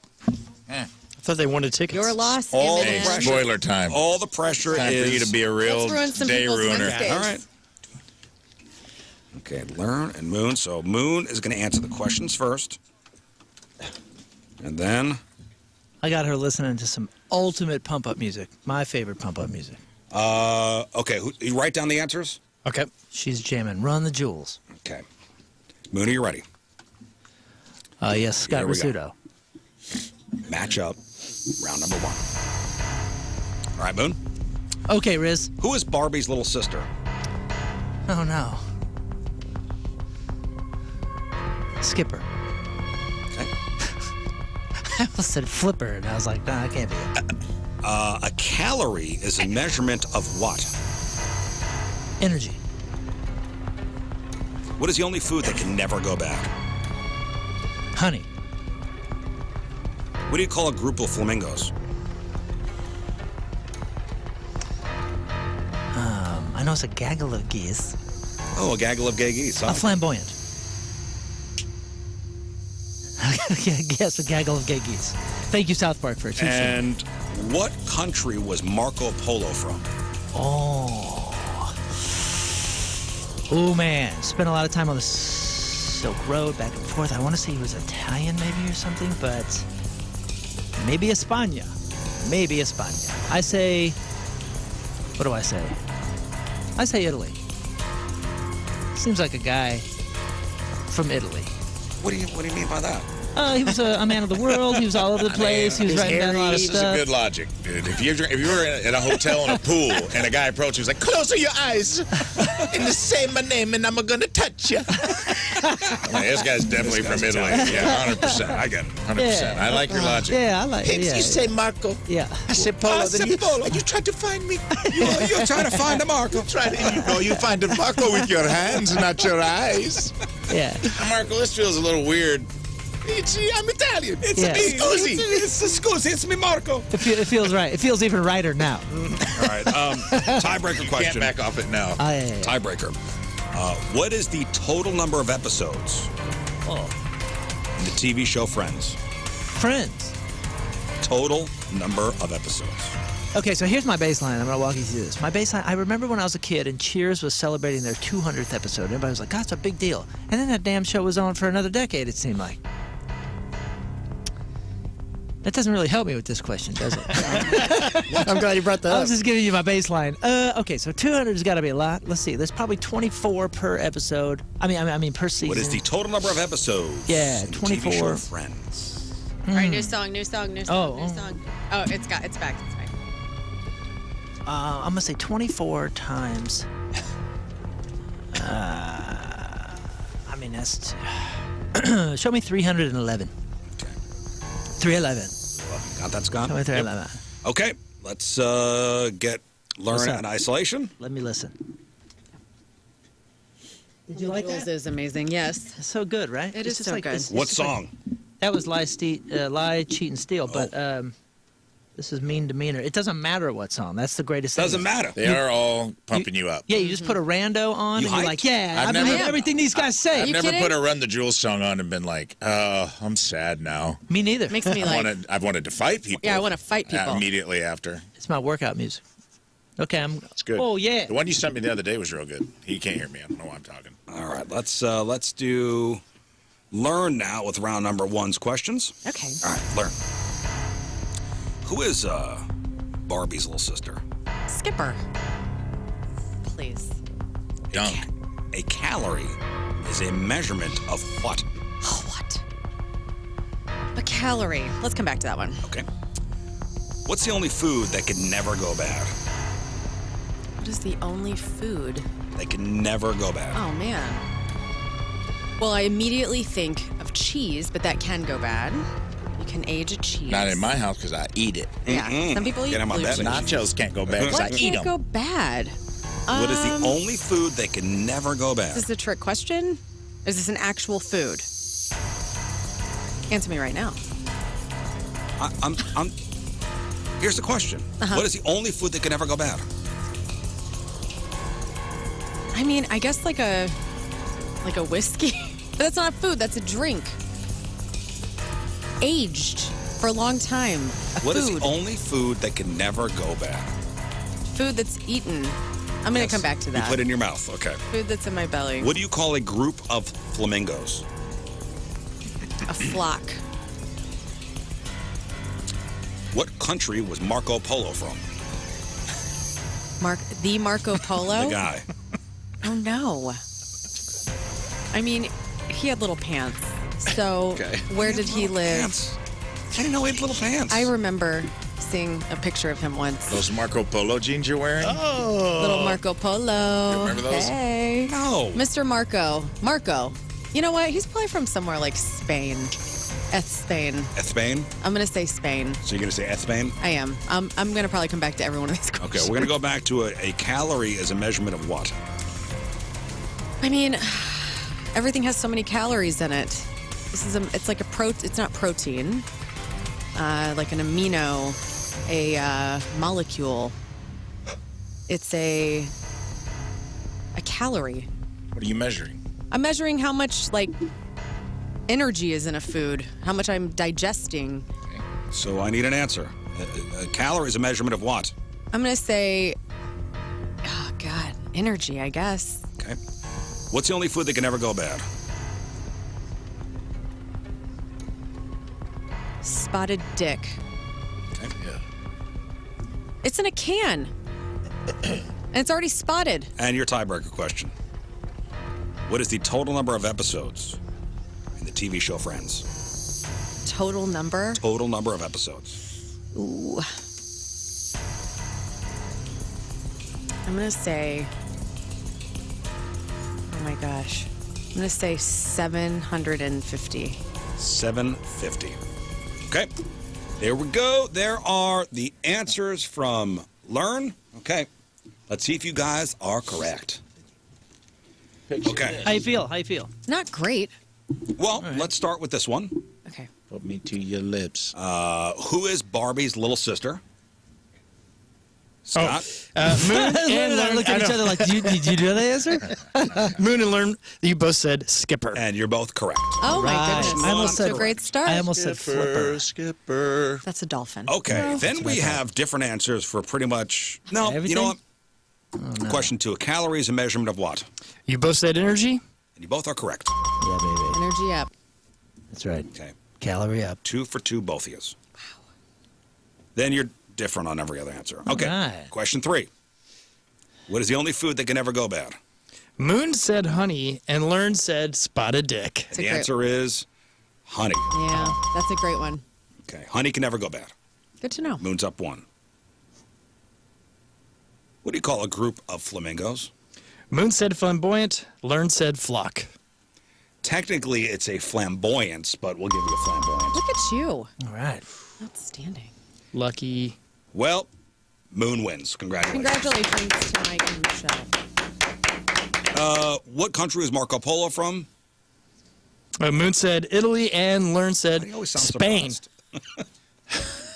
It's a me, Marco, from Italy. Damn it. Yeah, you're right about Said the little what you were- pants. He You did were have in little the- pants. We said it does make sense that if a guy was in a pool and was like, close your eyes and try to find me, he'd be from Italy. It's a me, It's no big a deal where I'm from. Marco. The tiebreaker, what's the total number of episodes in the TV show Friends? Moon said 311, and Learn said 750. The answer is 236. Oh my God. wow. Really You overshot way my, overshot my that one. wad here. There you go. All right. All right, those were good. Moon Congratulations. wins 2-5. Okay. Okay. All right, let's go to the phones. We'll do one more round. It's going to be Rafe, and it's going to be King Scott. Let's go to hello, Paul. Paul. Paul. Yep. All right, Paul. Hello, Paul. Hey, let's spin the wheel. Oh, We'll spin the wheel. Let's, you I got it. Okay. What would you like? just put Rafe and King Scott up there. Let's go with Rafe. Okay, you're going to go Rafe automatically. Okay. Wow. Hang on. Justin, Rafe or King Scott? Justin. Justin. Yep. Rafe I'm or here. King Scott? I'm going to go King Scott. Okay. 50-50 shots. All right, Rafe came up first on the wheel, so Rafe will get the questions first. We'll put King Scott in Okay. isolation. Now I have pressure. Yeah, you got all the pressure. You're playing for Justin. All right. Yeah. Learn if you would write I down the went answers. down. Mr. Culver is amazing. Okay. Who am I playing for? You're playing for Paul. Paul, I'm doing this for you, buddy. Paul. All right, here we go. Paul. Rafe. Just took some exploder. My brain is firing on all cylinders. Give it to me. What do you want to know? What did Rumpelstiltskin spin into gold? Straw. Or hay. Does it matter? Yes, it does. Because there is a difference. Hey. Come back to it then. Let's go. I got to think on it for a second. Hey. Don't tell me let's go. Both He's of them. rushing Don't the tell me host. let's go. I'm going to go on my own. Okay. All right. Can Pass. we go on? Please come I'm back ready. to it. Okay. Yellowstone Lake is in what U.S. state? It is in. It's just there. It is in. I went through Idaho. It is in Wyoming. Final answer. Final answer. Insulin is produced in which organ?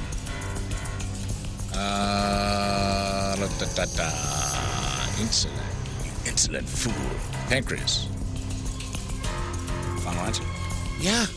Okay, can you say final answer? Final answer. I don't know why we've never done this before. We're doing it now. Okay. No. Final answer. Don't question the host. Pancreas. Pancreas. All right, Rafe. Yeah. Name 2 of the 3 zodiac signs that are water signs. Ooh, water. Name 2 of the. There are 3. Okay. I need 2 of them. Water. Let's go. Cancer is a crab, so let's go Cancer. Let's go. I'm looking at my resident Wiccan for any kind of information. She's looking at the floor. Don't you I'm make eye not looking. contact Don't with them. tell me Let me what to see. do. We've got Don't make eye contact with them. Jesus walked on water, and he's a Capricorn. Anybody ever tell Alex Trebek, don't tell me what to do? Don't tell me what to do. Yes. All right, Mustache Man, Let's don't see, tell me what let's to do. see. Are you saying Sagittarius. Capricorn? I'm sorry. No, She said- I said Jesus walked on water, and he was a Capricorn. I'm going to say Cancer. It's a crab. It's a water sign, and Pisces is a fish. So I'm going to say Pisces and Cancer. Those will be my final answers. Okay. Question 5. Who was Johnny Carson's longtime sidekick on The Tonight Show? Huh? Edward Ichabod McMahon. Final answer. And the tiebreaker, in miles, what is the circumference of the Earth at the equator? In miles. What is the circumference of the Earth at the equator? And I would walk 500 miles, and I would walk. So must be 1,000. I don't know the math is going to math I think the Proclaimers knew exactly how big it was. I will say miles. Miles. Circumference of the Earth at the equator. Moon, do you know this answer? No, but I have a good guess. I'll say 35,000. Don't look at me, man. Locked it in? You guys are really stonewalling. Would you like to go back to any of these? Yes, I gotta go back to Rumpelstiltskin. Rumpelstiltskin. What did he spin into gold? My name is Rumpelstiltskin. Let me get into character. Hello. I'm gonna take My this. name is Rumpelstiltskin, and I'll grant you'll never, but I can't tell you that. Say. You have to guess my name. Mimi. I will say. All right. I'll say hey. I'll say. Hey. Okay. Hey. Final There you go. answer. All right. All right. Good. Here we go. That was quick, so these are easy. Pass it over. Oh, yeah. Here you go. Well, he's really being kind of a power hungry guy. What? Oh, Yeah. no. Get out of here. Are these moon questions? No. Stop it. Hey. That's enough of that. I don't need to take any All right, shots here. Scott. What did Rumpelstiltskin spin into gold? Let's come back to that. Yellowstone Lake is in which U.S. state? Yellowstone Lake is in which U.S. state? Oh, my gosh. Is that a trick one? I'm going to go Wyoming. Okay. Insulin is produced in which organ? Insulin is produced in which organ? Give me. It is the pancreas. It's the. Let's see here. Insulin is produced. Hammond. I'm trying to think of organs. Let's go with. Oh, dude. Come on, man. Hold on a Walk us second. through it. Walk us through your mind. Yeah, Bring I us know, into your I'm trying brain. to figure it out. Insulin is produced in which organ? Talk. Give me the pancreas. We'll just go there. I only have one. I can't give it to you. Oh, darn it. Are you going to final answer? Yeah, final answer. All right. There are 3 zodiac signs that are water signs. Give me 2 of them. Name 2 of the 3 zodiac signs that are water Who signs. knows this? Oh, your I'm not face. allowed to look at anybody in the face. Zodiac signs that are water signs. He keeps wincing. There's If a Taurus is running and getting sweaty, could have water. What? I don't even know. If there's Eris, that means there's a Waterus. Let's see here. Wait, repeat the question one more time. I want to see if I... Name 2 of the 3 zodiac signs that are water signs. Well, I guess Eris is one, or is that Aries? I'll go that, and then I don't even know. I know Taurus. I know. What is your sign, Scott? Taurus. He's a Taurus. Okay, That's why I know that one. And not Scorp. Is it Scorpion? Could that be a water? Is it a water scorpion? Let's see here. That would be dangerous. Give me. Show me. Show me the answer. Okay. I need an answer. Okay, I will take. We're gonna give him trouble for taking this long, but I know. he's taking the same amount as Rafe here. did. Jeez. Am I saying anything? No, but I Am I can saying anything? feel you. I can watch you. You're My squirming. fist is balling up. I know. Kill your masters. You're turning into I need an art. answer. Okay, I Hey, will hold on a go. second. Never mind. I got you. Okay. Are we saying Aries? Yeah, going that, and then I'll say Scorpion for now. Okay. You mean okay? Whatever it is, Cancer. Okay. What You're is saying it? Cancer? I just remembered Cancer? one. Cancer. Taurus and Cancer? Yeah, no, Aries and Cancer. Okay, great. Moving on. It's got some Latin flavor. Moving on. Okay. Who was Johnny Carson's longtime sidekick on The Tonight Show? It was Ed McMahon. Do we need to go back to any of these? Yes, number one. Yeah, number What one. did Rumpelstiltskin spin into gold? But he spun into gold. Wasn't his nose hair? Wasn't. Oh my gosh, this is really easy, and it should pop in my brain. I'm gonna say. You just gotta give it a couple songs. Come on, buddy boy. What would turn into come gold? on, brain. That you could. Let's just go with hair. Hair. Yeah. All right, and the tiebreaker, what is the, in miles, what is Yeah. the circumference of the Earth at the equator? In miles. It is. Circumference of the Earth. If I remember correctly, it's. It is. Stop pressuring him. I know. You take your time, Scott. You're doing really good. What are you talking You're about? bearing down much. right now. You You're are. trying to be like. I'm not doing a damn so thing. you can say, I was the peaceful I host. can feel your energy from over here. Scott, right now. while we're talking, It's I hope you're bad. thinking. I am trying to think. Give me. Let's go. This is a great album. 10,401. Great. That's good. Great Very answer. good, Great answer. Scott. Thank you. Very good, Scott. Dude, they don't make a That's bad song. They don't make a bad song. All right. All the Wow, dudes. doggone listen to it. The whole album. Here was we go. great. Oh, I see. No, it is great. All the songs were good. Those were really easy. Okay. How do you feel like you did? I have We'll start with question. We'll I start either with, did really pretty good or really bad. we'll start with question 2. Said 0%. Why? Because I'm making it dramatic. Okay? Why do you got to yell at her? Yeah, what's Hey, my don't problem? yell I've at- been wonderful. Kill your Don't yell at masters. Learn. You gotta be careful, dude. We're all listening. Run the jewels. Yellowstone Lake is in which U.S. state? You both said Wyoming. You both are correct. There we go. Take it. Yay. Who was Johnny Carson's longtime sidekick on The Tonight Show? Wow, you're jumping around everywhere. Yes, I am. Rafe said Edward Ichabod McMahon, and so did King Scott. You said Ichabod too? Nope. He said Ed just- McMahon. Ed which is- McMahon is correct. I went the old-fashioned route. All right. Now we're going to go question 3. Insulin is produced in which organ? You both said the pancreas. And you both are correct. Oh, Well done. You I'll guys are take that. doctors. Yeah. As long as I got 3, I'm happy now. Pancreas. Name 2 of the 3 zodiac signs that are water signs. Boy, this is. So Rafe said Cancer and Pisces, and King said Aries and Cancer. And you both are right about he also, one. No, he also said scorpions.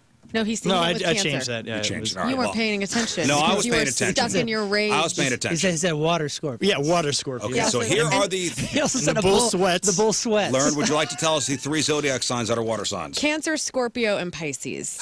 Rafe is correct. So way to go, Rafe. You are a full-fledged Cancer, witch at this Pisces, Scorpio. You could have kept with scorpions. Cancer the crab, Pisces the fish, and Scorpio the scorpion. point. I am so proud of you right now. That's amazing. It is a water. Ain't no water scorpion. This is That is absurd. These are water absurd. signs. This Well, is it just rigged. goes to show you the.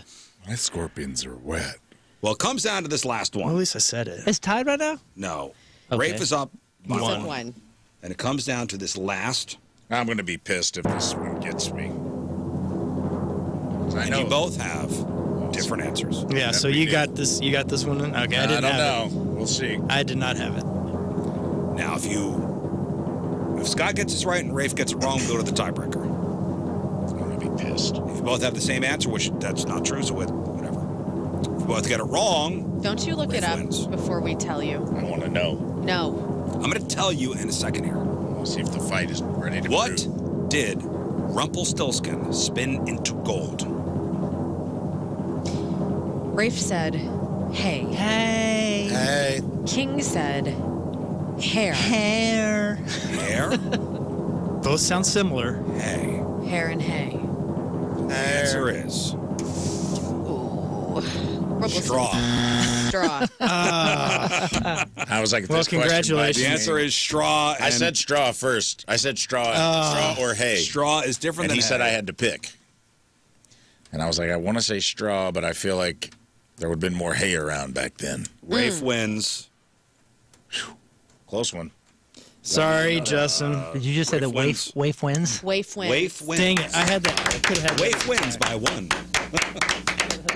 The tiebreaker. Congratulations, Justin. Congratulations. What is the circumference of the Earth at the equator in miles? Rafe said 35,000 miles. And then King said 10,401 miles. The answer was 24,901. So, hey, Hey, good job, guys. All right. really you did well it. done. I thought I was way off. I on dropped the ball, miles. so that's dumb. I got to learn. I need to learn things. Man, you know what? Going back to our round, game, bud. I'm surprised that Friends only had how many? Like 200 something? 236 episodes. That's amazing. It Or seemed like- 238, depending on if you count hour-longs as one or two. There's a bit of controversy there, but I felt like 700 was like. Those are good perfect. questions Yeah, there were. today. Yeah, thank you. all right, guys. We did it. We got through it. We're all still friends. Yes. Barely. I don't know. Energy coming from this side of the room, I don't love. to be honest with you. Street cred that I don't know all the zodiac signs. You know, when I asked that question, you looked at me like I had four heads. Yeah, because in my mind, there's like two. No.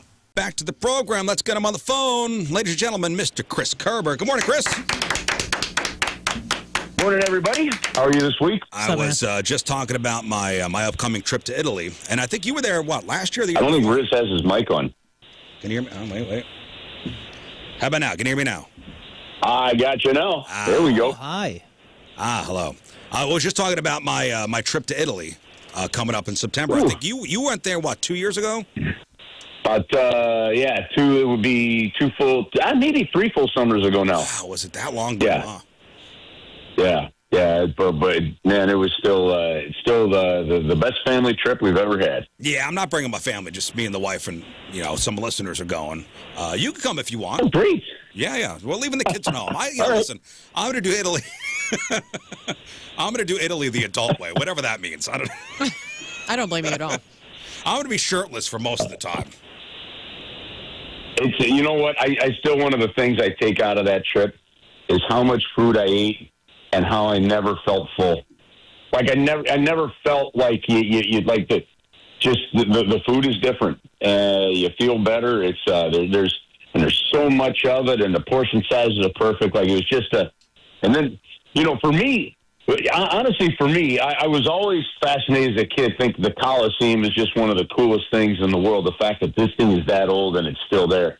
So to go into the Coliseum was just awe-inspiring. It left me speechless. It really was. I mean, just to realize what happened there, how long it's been there, the fact that thing was even built. Right. Just crazy. Some of the history there. But yeah, you're going to have an awesome trip. I'm excited for you. It's always been a dream of mine to have a bowl of spaghetti shirtless at the foot of Mount Vesuvius, and I'm going to do it, man. I'm doing it. Just for the fun of it, you should have somebody just come dump a bunch of ashes on you, so you really get the whole Pompeii experience. Wow. I tell you what, soon. too soon, Chris. That's right. What, too soon? 2,000 years is too soon? Yeah, I agree with you. Yeah, well, if you are a traveler, yesterday was a pretty momentous day, and it kind of came and went. We didn't really give it much fanfare because yesterday, Southwest officially started the assigned seating. Oh, really? Yep.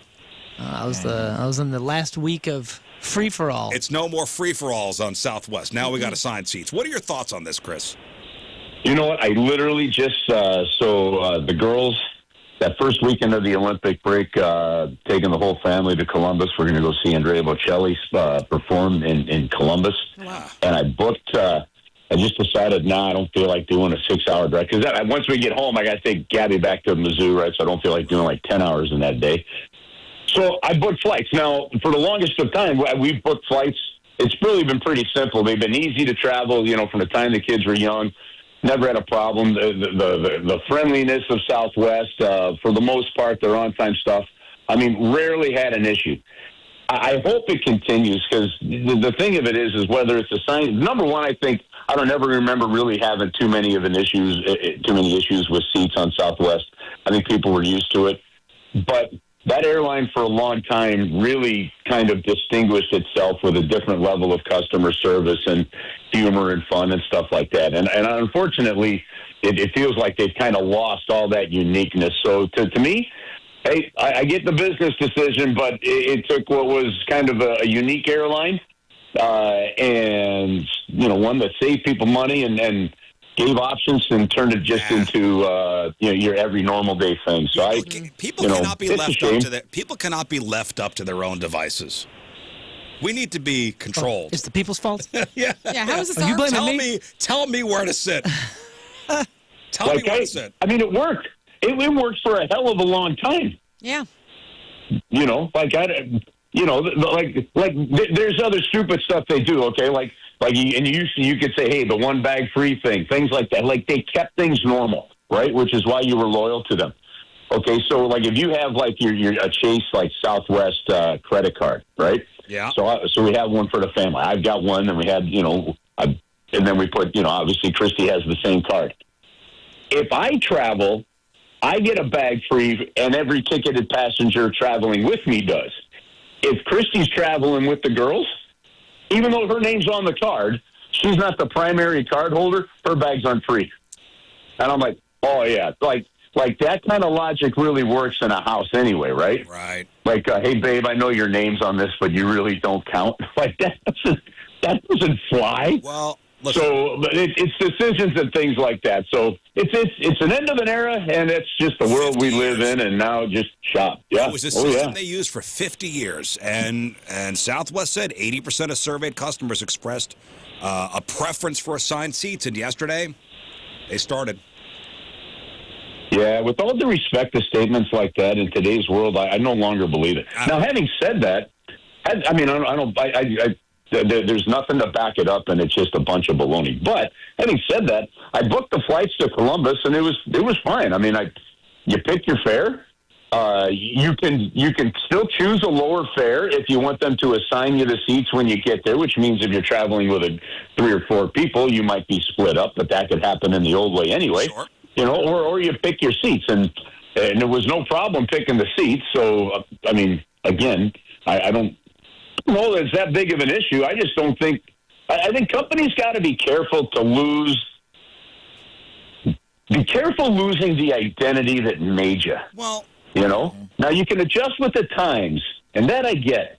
But be careful losing the identity that made you. What a joke, though, was like, because you had to check in 24 hours before, and my wife and I would be on it. We'd have that app open, and as soon as the clock ticked to 24 hours before your flight, you press the button, and you're like, oh, I'm still in the C group. What is that all about? It was all yeah, and then it got to the point. I was quick. Well, then it got even worse, because what would happen is, if you spent the $24 to do the early bird check-in, which means it checked you in for you and you didn't have to do it, the last couple of years you started getting the B block. Right. Right? And stuff. So you're like, well, what am I doing that for? And eventually, I looked at it like this, especially if you're flying out of St. Louis for the most part, you've got reasonably short flights. You're not dealing Boston to L.A., Boston to Vancouver kind of, at Miami to Vancouver kind of flights, right? Mm-hmm. Okay. Hey, if it's a middle seat open, I sat in it. I didn't care. Like, I don't know. I think there's just, so many people get worked up on so many different things. I can sit there, get there in 2 hours, get off the plane, and go have a good time. If I'm forced to sit in the center seat, I'm going to make my 2 row mates pay. Because I get very gassy. It's not their fault. Well, You're just so slow getting on the plane. Gas. Well, no, it is their fault.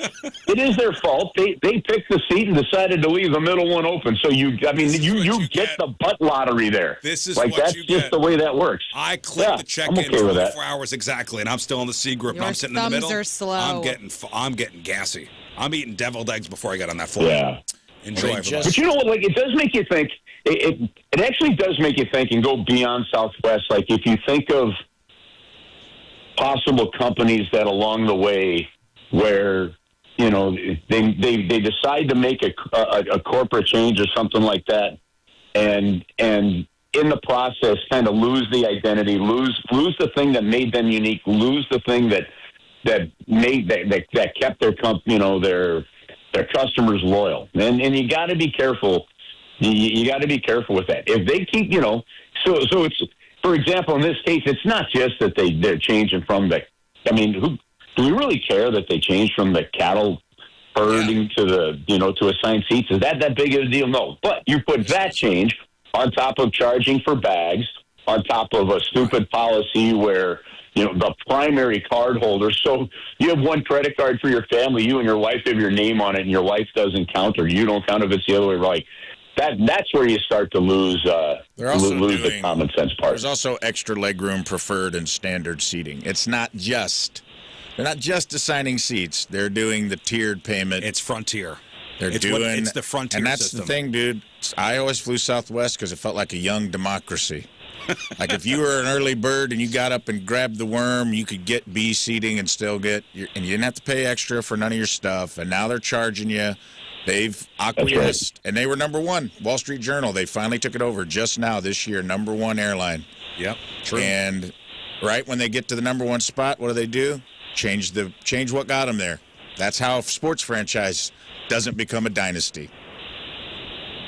Yeah, that's exactly what I'm talking about. You change kind of the fabric of who you are. Now you got to adjust with the times to some degree, man. You know, hey, maybe this works. You know, maybe it doesn't. Like I'm still absolutely baffled with the number of Southwest flights that come in and out of here. How, you know, like for example, the airport just hasn't found a way to get Southwest over to the other terminal where you have more baggage claims, right? Things like that. Like, but then again, I'm not in those meetings, and I have a different kind of logic. So. But you know what it does? It just forces the consumer. It forces the consumer to we'll choose with our wallets. Yeah. Listen, if you guys as a radio show all decided said, hey, 80% of the time we're going to just start making the show about politics, right? You're going to lose what makes you who you are. You're not going to do that. And companies just have they've got to be careful with that kind of thing, that in the midst of modernizing and changing, you don't lose the fabric of who you are, because that's what gives you the longevity. Well, listen, you and Rafe can make out tomorrow night at Rizz Show night. Can't wait. Tomorrow it's the Blues. Love it. It's the Panthers. Rizz Show night. It's been a tradition for 6 years now, 7 years. One of the things I circle on our yearly calendar that I just love doing. Now, Chris, for listeners who may only catch a couple games a year, how would you describe where the Blues are right now in plain terms? They're not having a good season. You know, there was an excitement with the second half after the coaching change, and I think, you know, Doug Armstrong clearly felt that the team met its potential last year. And then for whatever reason this season, that traction just never continued. And, you know, there's 29 games to go in the regular season. You're 10 points out of a playoff spot. And it just didn't. You're just going to have seasons that go this way sometimes. And I don't necessarily – I mean, it means you don't have a good team this year. But, like, this has been a weird one, guys, because, like, all of your top players have underperformed. Every one of them. Yep. Every one of them. There isn't one that is performing at the levels you would say is the expected level. That's defensively, that's in net, that's forwards. And I got to tell you, I haven't seen many years, I don't know what I've seen a year where that's been the case. There's been years where the team, you don't expect it to be good. You just don't have the talent, or it's youthful, that kind of stuff. Talent is there. This is just an underperformance, and it's, you know, but I actually look in the end, if you're going to be real blunt and honest with where, so when you say expectations weren't met, sometimes that's predictive, right? Yeah.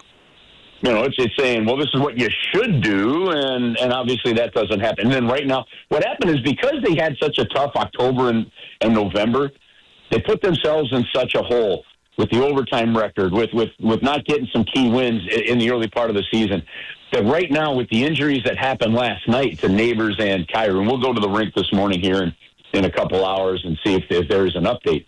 There's a chance that tomorrow, 5 of your top 7 forwards are injured and out of the lineup, and that's an impossible number to really overcome, and yet they still came back from a 3-0 deficit last night and nearly pulled that one out. So, you know, for me, the rest of the season, honestly, the rest of the season's about compete and show it, and I want to see what Jimmy Snuggerud is continuing to do. I love the way he's shooting the puck. I think he's had like 65 shot attempts in the last 10 games, and I just there's just continued growth. I get up in the morning, I see 4-3 loss to Dallas after a late comeback push, and another headline, another close loss, which is like, that's demoralizing. Yeah. You'd almost rather get blown out to see it, and you see that again, another close loss. So here's what happens in sports, okay? And I know it frustrates some fans because you get your fans out there that say if you're not, if you're not just ripping people and being nasty and insulting, then you're a homer, right? Which is just stupid, and you don't broadcast to the lowest common denominator. But here's what happens in sports: when you're a team that's continuing to be in this rebuild transition phase, and the Blues thought they were further ahead in that. This year has shown that maybe they're not. And because Doug Armstrong said in an interview with me at the beginning of the year, before last year and the progress of Broberg and Holloway, he felt that this season would be the toughest of the rebuild seasons. And it turns out maybe he was right, even with the team that he had, right? Mm-hmm. But what happens is you lose games big, you find some traction, the youth will make mistakes, it will cost you some games here or there.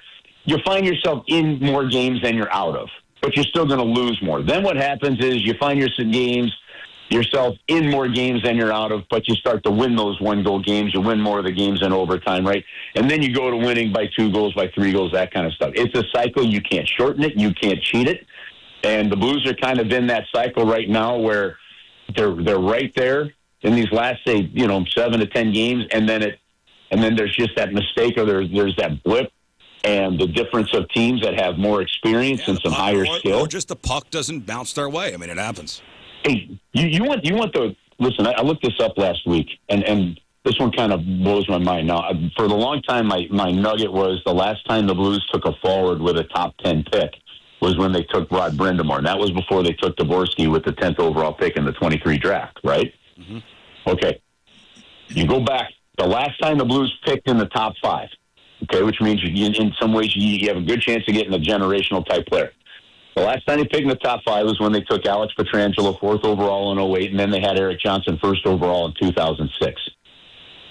The last forward that the Blues chose with a top 5 pick in the draft. So the last time the Blues had a top 5 pick in the draft and they chose a forward, Harry Turnbull in 1979. So when you're sitting there and you're playing the Edmonton Oilers, who have 2 first overall picks and a 3rd overall pick, or you look at the Chicago Blackhawks, who this year could get like their 3rd or 4th consecutive top 5 pick, right? Colorado Avalanche, with a 1st overall, a 4th overall, and a 2nd overall pick, and you're battling these teams in there.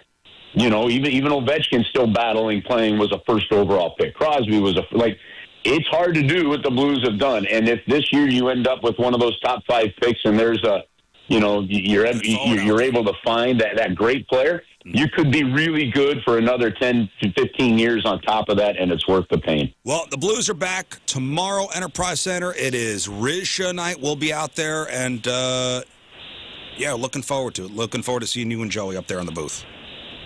Yeah, this one's going to be fun. You guys are awesome. I love how you take over the arena. You know, people look out and they see King Scott's hair and they're like, "Who's that? What is that? What is that Yeah, luscious so, hair on that big screen in the middle of the ice? Who is this beautiful man? What have you learned? What have you learned about trying to hype up a crowd of 18,000 people during a game that you didn't know before you started doing this? I mean, all you have to do is say "Let's go Blues" and the place goes nuts. I mean, that's pretty much it. All right, Chris, we love you. We'll see you tomorrow. All right, y'all have a great one. See you tomorrow night. There he is, the great Chris Kerber, everybody. Bye-bye. I think we got time for one more thing. Scott? Yes, sir. Let's do it. What's going on in the news today? Oh, we got jokes and jokes and jokes. King Scott, headline go. It's Lego Day, and Legos were invented when someone asked, what can parents step on with their bare feet that would make them shriek obscenities? Hasbro is being sued for printing too many Magic the Gathering cards and thus damaging the health of the game. So if you want to learn more about this case, just Google Hasbro versus Virgins. Research shows caring for grandchildren may protect against cognitive decline, and this explains why Leonardo DiCaprio keeps dating people young enough to be his grandchildren. According to Mattel, Ken's real name is Kenneth Sean Carson. However, the location of his penis remains a mystery. Homicides are down across the U.S., so sure, celebrate right now, but see how you feel when you run out of true crime podcasts while you Peloton. Today is National Kazoo Day, and it's one of the few holidays where it's legal to punch someone in the mouth for celebrating. MASH star. So violent. I know. MASH star Alan Alda turns 90 today, and MASH is also what he has to do to all his food before he can chew it.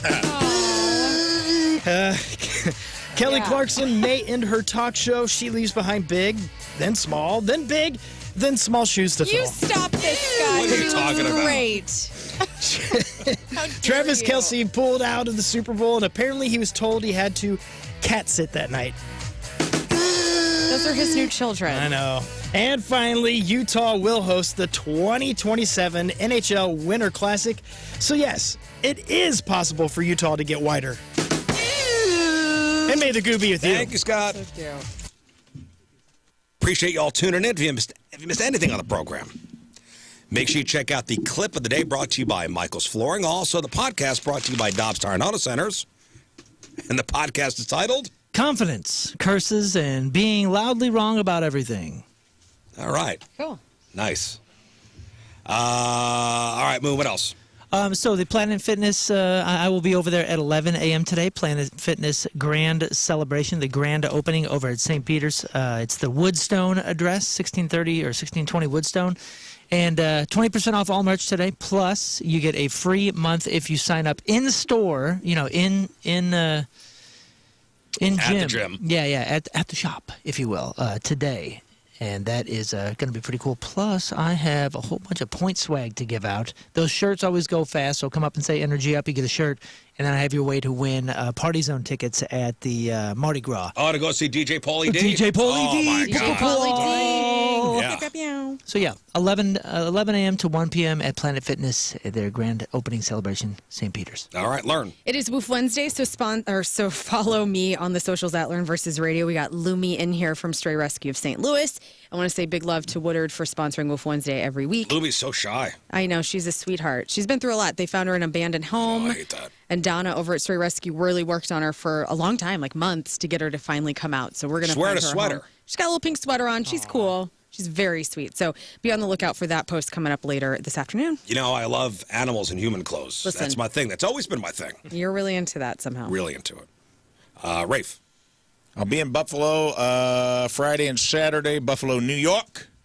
If you're up there in the frozen northwest part of New York, come see me. We'll go to Niagara Falls and get in a barrel and go over it. Nice. Nice. All right, Scott. Yeah, hop in that barrel and follow me, King Scott Rules. I will, if all goes well, be streaming today from 2 to 3 on TikTok. And then also tonight, 8 p.m., Clownvis to the Rescue on YouTube. All right. Tomorrow, Rizz Show night at the Blues game. Friday, Hot Shots, Lindbergh with the Woody Show starting at 6 o'clock. All right, we leave you with a selection from our Team Rizz member today, brought to you by Hot Shot Sports Bar and Grill. From Lake St. Louis, Matt Canoyer is our Team Rizz member today.